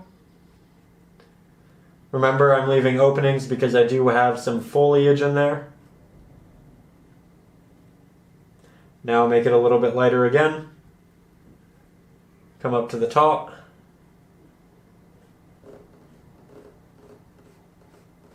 There'll be a lot of foliage or greenery rather up here. Just have it touch that edge, and then I can take this darker pigment, create this little underledge. So this won't be receiving much light because the light's coming down, but this is facing downwards.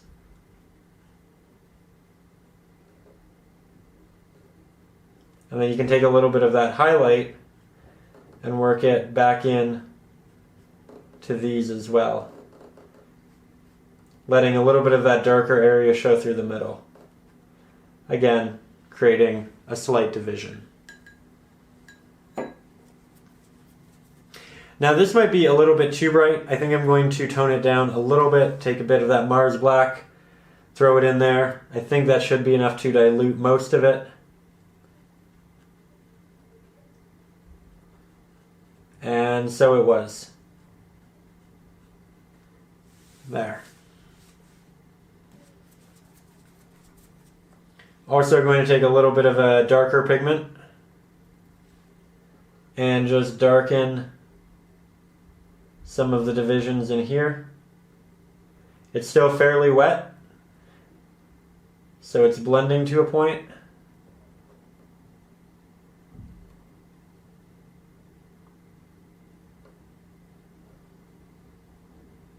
Just tapping it, that way I don't blend it, and that way it doesn't get brighter. There we go.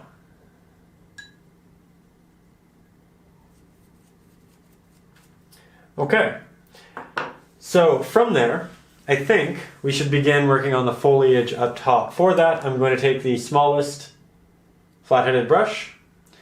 I'm going to make a relatively dark mixture for the base layer. And remember, dark is relative.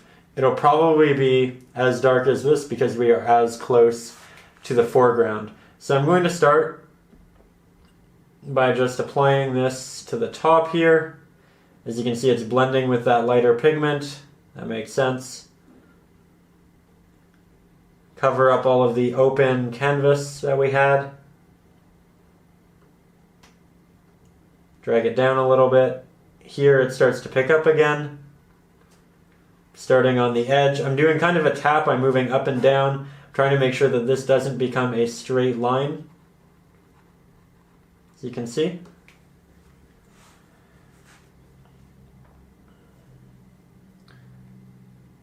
And now I'll start to fill this in. A little bit of it will get lost in the darkness that is the back of this, but that's okay. You can always just make it up, or go back to the start of the video, or go back to the traceable. Lots of options.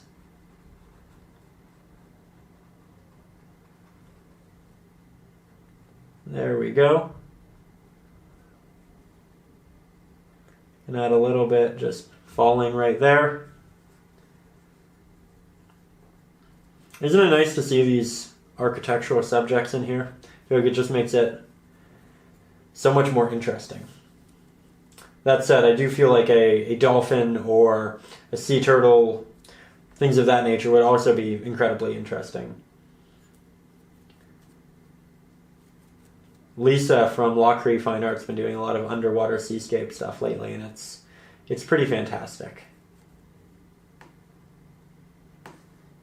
Anyways, we are going to get back up there. Sorry, I know I'm kind of pausing a little bit with my cadence. Just trying to figure out how bright I wanted everything to be, where I wanted that light to be. And I'm going to take some titanium white, move that into our gray. And I'm going to start tapping this along the top, blending it inwards through a series of little taps. And I'm going to try to give it a little bit of a mossy texture here. So again, at the top, gets that nice highlight.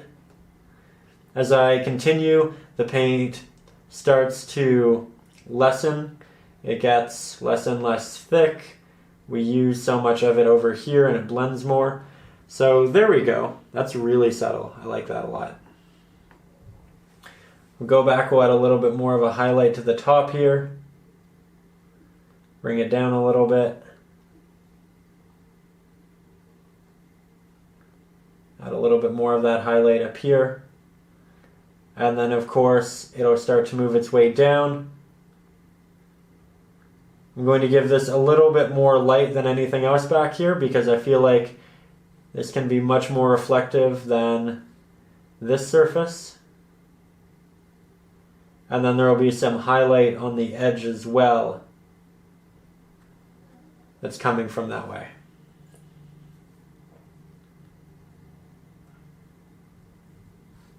Love painting this sort of thing. It's so cathartic.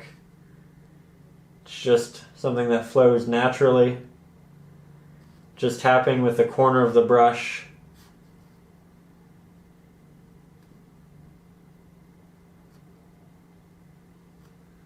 There we are.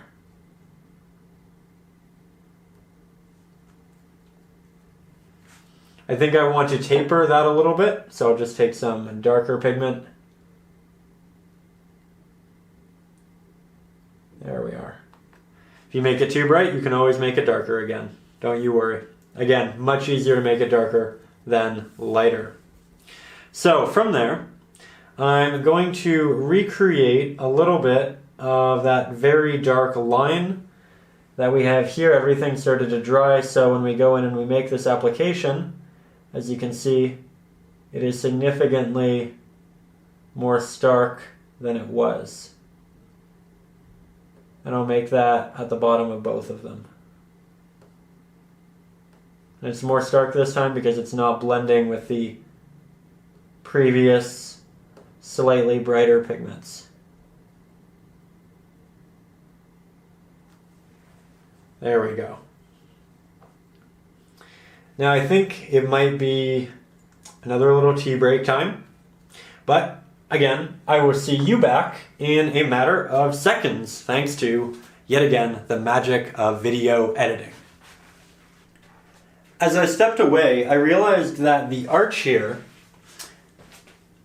isn't like this, it's like this, right? So the legs are kind of moving out, and that can happen over time. Maybe there's a split in this, but it's also something that I didn't intend and I kind of want to remedy a little bit. It's okay if it's like that a little bit, but I do want to kind of taper it back in the middle there. So I'm going to do so here by taking a lighter gray, something similar to what we used And I'm just going to move the bottom of the leg out a little bit. And then I'll connect this highlight back up here. Maybe I'll move a little bit of this highlight in here and there. Maybe more so closer to the bottom as more light will leak in. Then I'm going to taper this darker area in a little bit as well. Just like this.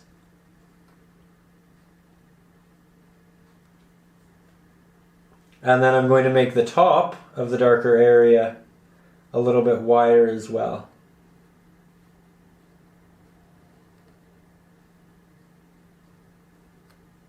To do so, I had to sacrifice a little bit of my foliage, or seaweed rather, or underwater greenery, and so I'll just keep adjusting that so that I get to move it out a little bit more too.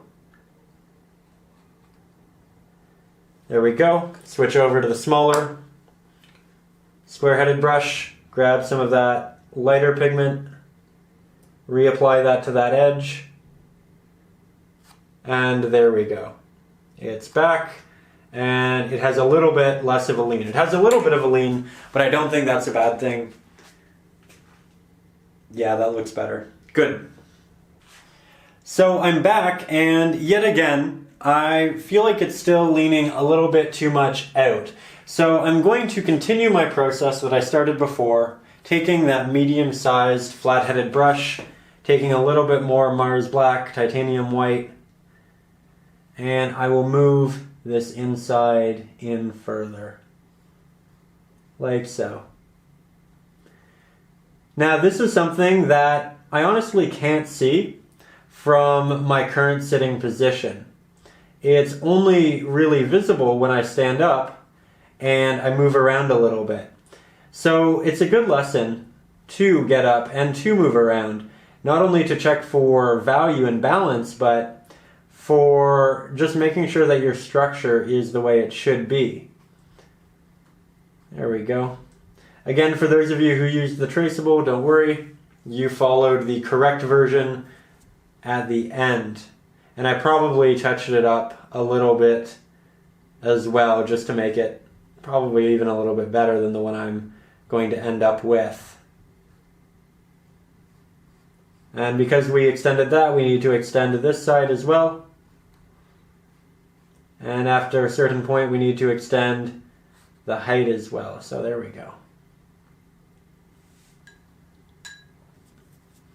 Can also take that darker pigment and make this edge a little bit wider now. And we need to do that because we kept making this edge wider, and we need it to make sense. This edge, or this piece, is farther away, so because of perspective it will look smaller. And if they start to look the same size, then it stops making sense. There we go. Now I'm going to take a couple of steps back, get that fresh perspective, and I think I like that. I think that's right. Before I start glazing and doing all of that, I will go back and check again, but so far I do believe so good. If anything, I might just add a little bit more of our light gray to this edge here. But aside from that, I'm very happy. There we go. So, moving onward and forward in the painting, we are going to start working on this area back here and moving forward with it. I'm going to do so with my large flat-headed brush. Again, this one is 2 centimeters wide, and I'm going to use this because it is just such a large area.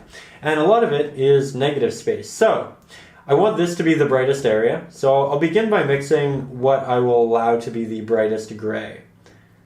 And I'll do so right up here. I'll try to make it relatively consistent on my brush, and then I'll throw it on there. And you know what? That is quite bright. I'm going to test it up here at the top. It's a little bit darker than the sky. Wipe that off. Make it a little bit brighter again. Just throw some titanium white in there. see how this turns out. I think that's quite nice. I think it could be a little bit brighter even though. So more titanium white.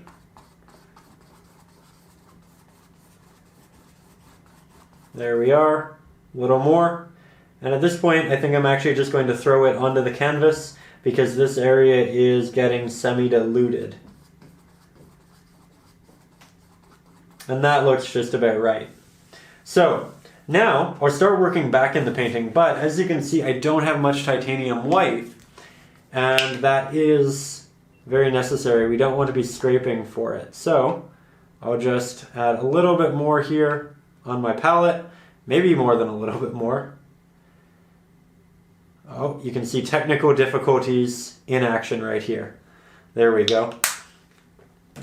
So now I'll grab a little bit of Mars Black, work that into the first trial there, and I'll use this to kind of test my background.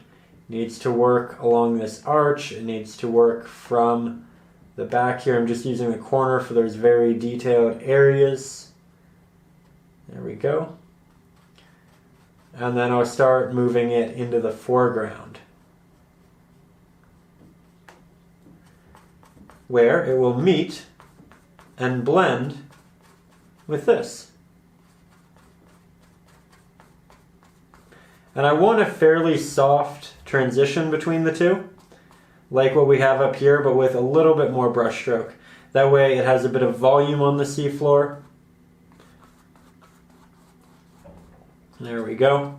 And then I'll take a little bit of that darker pigment and I'll apply it to the base as well. And I'll blend this up into the highlight too. And I'm doing that so that, again, I create a slight vignette in the painting and the eye doesn't wander off. It's a little bit more of an artistic liberty than anything, but one that I think really aids the painting. Get a little bit more of that lighter mixture. That's quite light. Add a hint more Mars Black in there. Balance it out. Work around my seaweed. And off into the corner here, which I do want to be a little bit darker, so I'll add a hint more Mars Black to again facilitate that vignette effect. Then we'll build it back over into this light area. I'm covering the seaweed in the foreground a little bit, but I can still see through a little bit of that paint, and it isn't lost.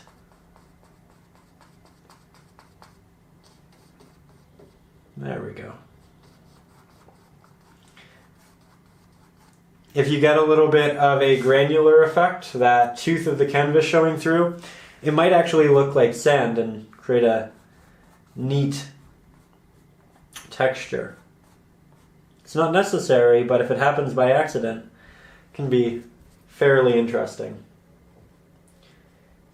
Here I'm just fixing up some edges in the back, making sure values all make sense, like so. And now I can begin working on all of these areas right here. And I'm going to start with this rock because it's quite large and I do have this large flat-headed brush. I'm going to create a value that's quite similar to what we have there in the middle. And I'll use this for the top of the rock.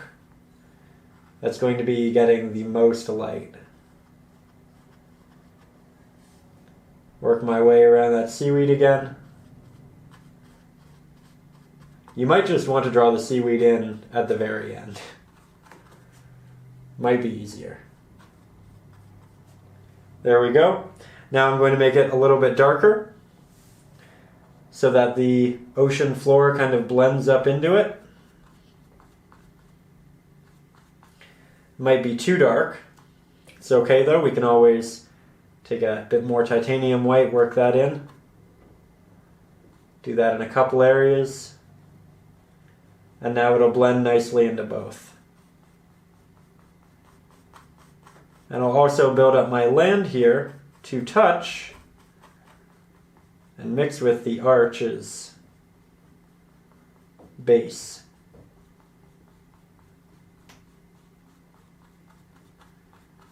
There we go.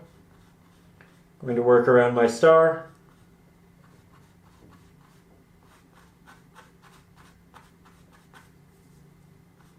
And then finally blend up into the light areas of the rock, as well as blend down the light areas of the rock.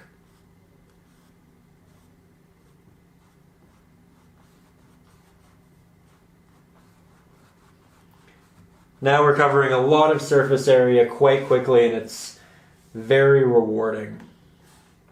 Been spending a lot of time on this, making sure everything's just right, and now we have some open areas that we get to really just throw paint on and have fun. There we go. Going to switch over to the medium-sized flat-headed brush as we're now getting into slightly more detailed areas. Get some Mars black, hint of titanium white, and I'll craft in the back of this rock right here. Sharp edges are what we start with. And you can tell it's very dark. It's very similar to that. And then I'm also going to throw in a dark base layer for my coral using that same value. Starting to run out of paint, don't want to drag it anymore. Mix up a little bit more. There we go.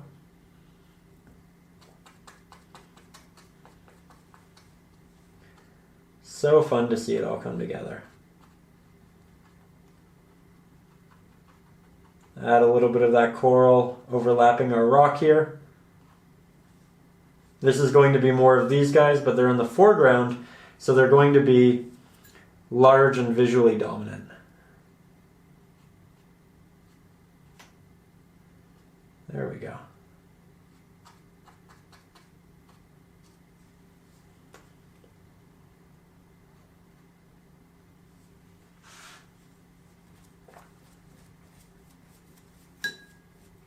Now there's a hint of paint right there. I'm just going to wipe that off with my finger.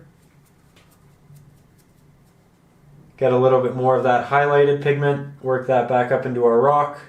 Got a little bit darker as we started to add in those middle tones in between. There we go. Going to switch over to the smallest flat-headed brush now and do some detail work. So I'll take some titanium white, mix in with a hint of Mars black. Still be a very light mixture. And I'll do those little tops for our coral here. These are going to be quite large, larger than any of the ones we've done before because they are closer to us in the painting. The more I do, the more black paint that gets on my canvas, or on my brush rather, and so it dilutes more and more. So I eventually need to clean off my brush as I just did, come back, and reapply.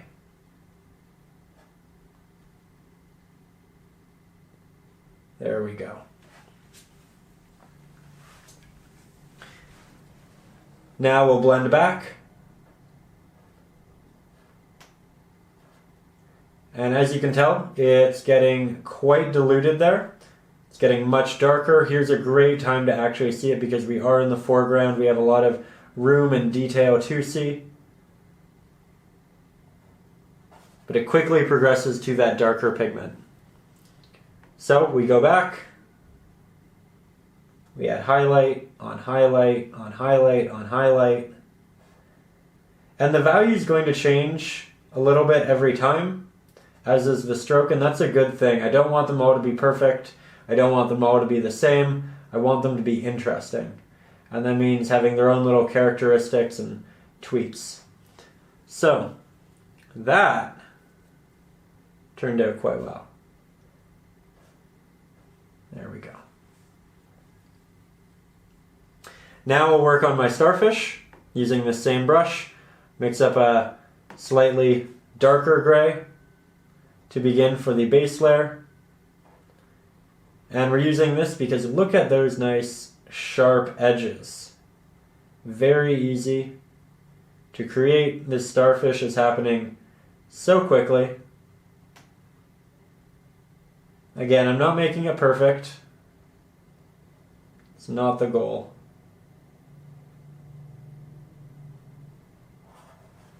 There we go.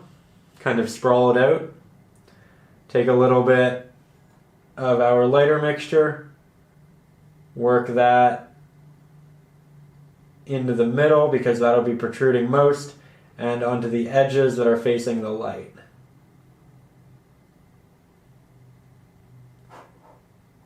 It's a fairly soft value there. Nothing's too bright, nothing's too dark. Now we'll go in with that dark pigment. We'll work it into the back of the starfish, the areas that really aren't going to be receiving any of that light. And now we'll get some extra really bright gray, and we'll work that back into the tops and the areas that are going to be receiving the most amount of light. We're just building it up, adding that contrast, making it more noticeable. Then we can begin working on some seaweed here. So I'll take my medium-sized flat-headed brush, get some Mars Black, titanium white. I think I'll start by mixing a medium to dark gray for this. That way it stands out against all of these lighter values. There we go. And this should be relatively easy to create. I'm going to try to make it quite thin to begin with. And then if I want to, I'll make it more thick as we progress. It's very easy to make a subject more thick. It's very difficult to make a subject more thin, which is why we're going about it in the way that we are. It also progressively gets larger here as we get towards the bottom, and then it gets smaller and smaller and tapers more as we get towards the top. Grab some more of that pigment, mix some more of it. We have another one right here.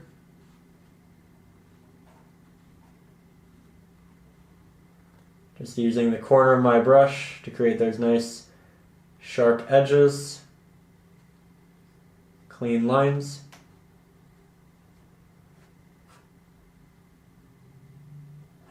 There we go. And there seems to be another one right here. I don't fully remember at this point how that works into this. But you know what, I'm sure we'll figure it out and make it great. Seems quite wide right here.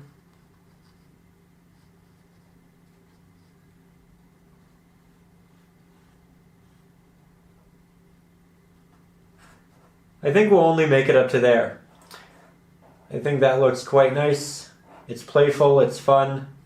And now we have 3 different heights for them as well, which is important. Add another little bit there. So we have our dark base layer, but it kind of gets lost here, doesn't it? For that, we will build some depth. We'll take some titanium white, mix in a little bit of Mars Black, create a real highlight. And now, we will give it that highlight in the same way we did to all of the coral that's right behind it. There we go. Make sure that you really get it on the edge. If you get it so that there's a little bit of dark gray and then white and then dark gray, it'll look really awkward. So avoid that at all costs.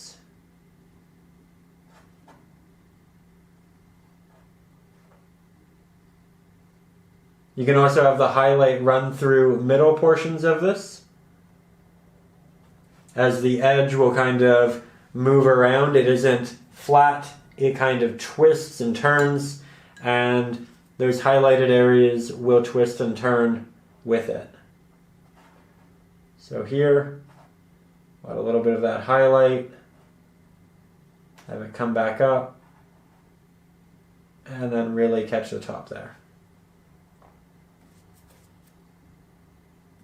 Really nice. Now let's switch over to the smaller flat-headed brush. Get a little bit of that gray. Work in some of the seaweed back here.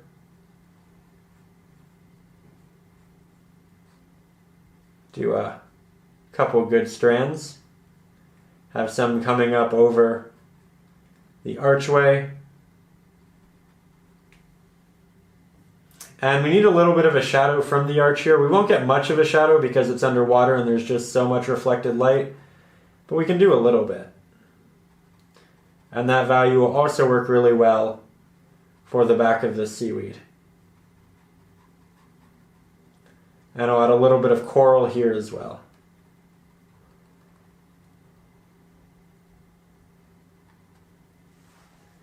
There we go. It's good for our base layer. Now let's go to our titanium white, our light gray.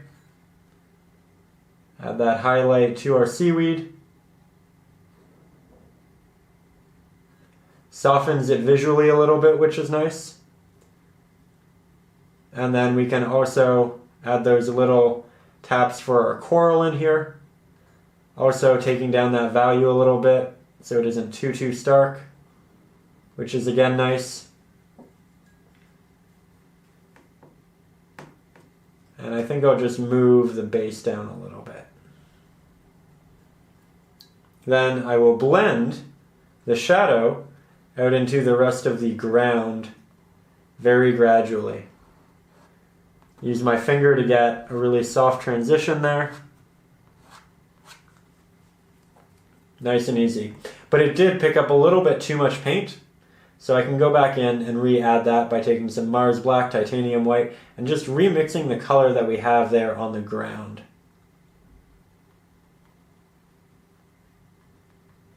There we go. No harm, no foul.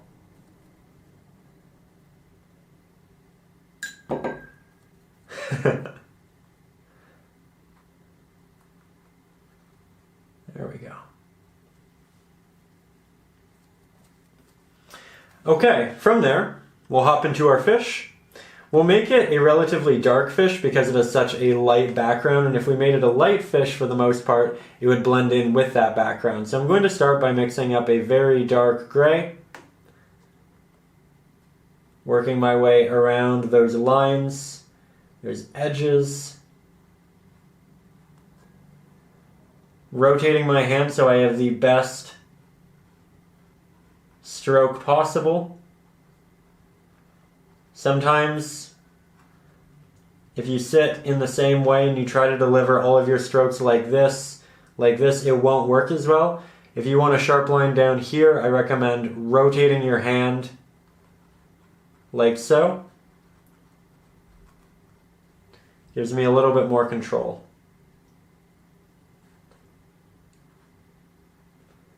Again, creating a sharp line for the bottom here. And then this line is best delivered from this angle. And a lot of that's personal preference. Depends on if you're right or left-handed. Depends on which angle of the painting you're painting at. But it's something to consider and play with.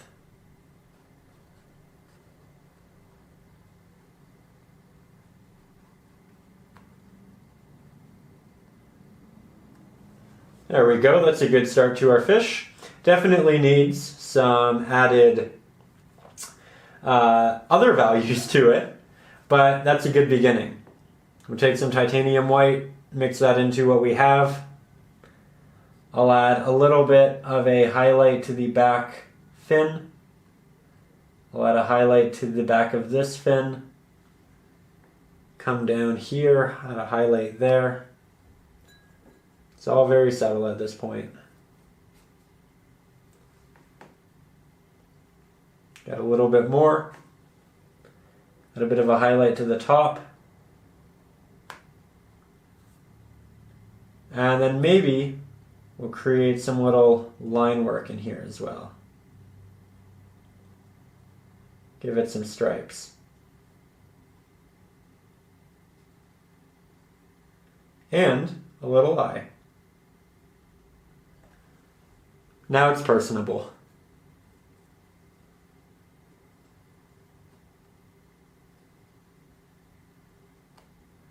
Going back and adding those highlights a couple times.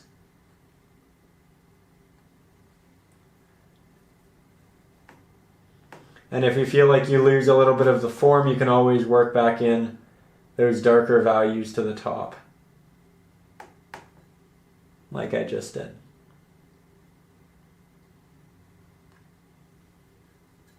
There we go.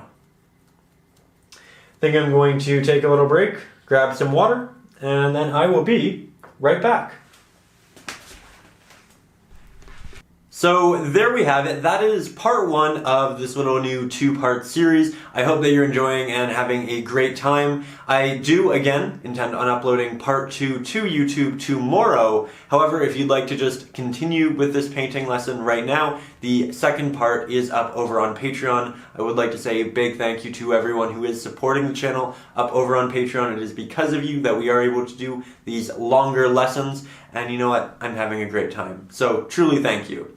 I would like to end this video once again by noting Howie and his new YouTube channel, his new YouTube video. I again think they're very funny and urge you to go check it out, support him, and subscribe if you like what you see. So there's a link to that in the description along with Patreon and all of that. So I will see you tomorrow with a brand new second half to this hour-long painting lesson. And above all, as always, stay creative.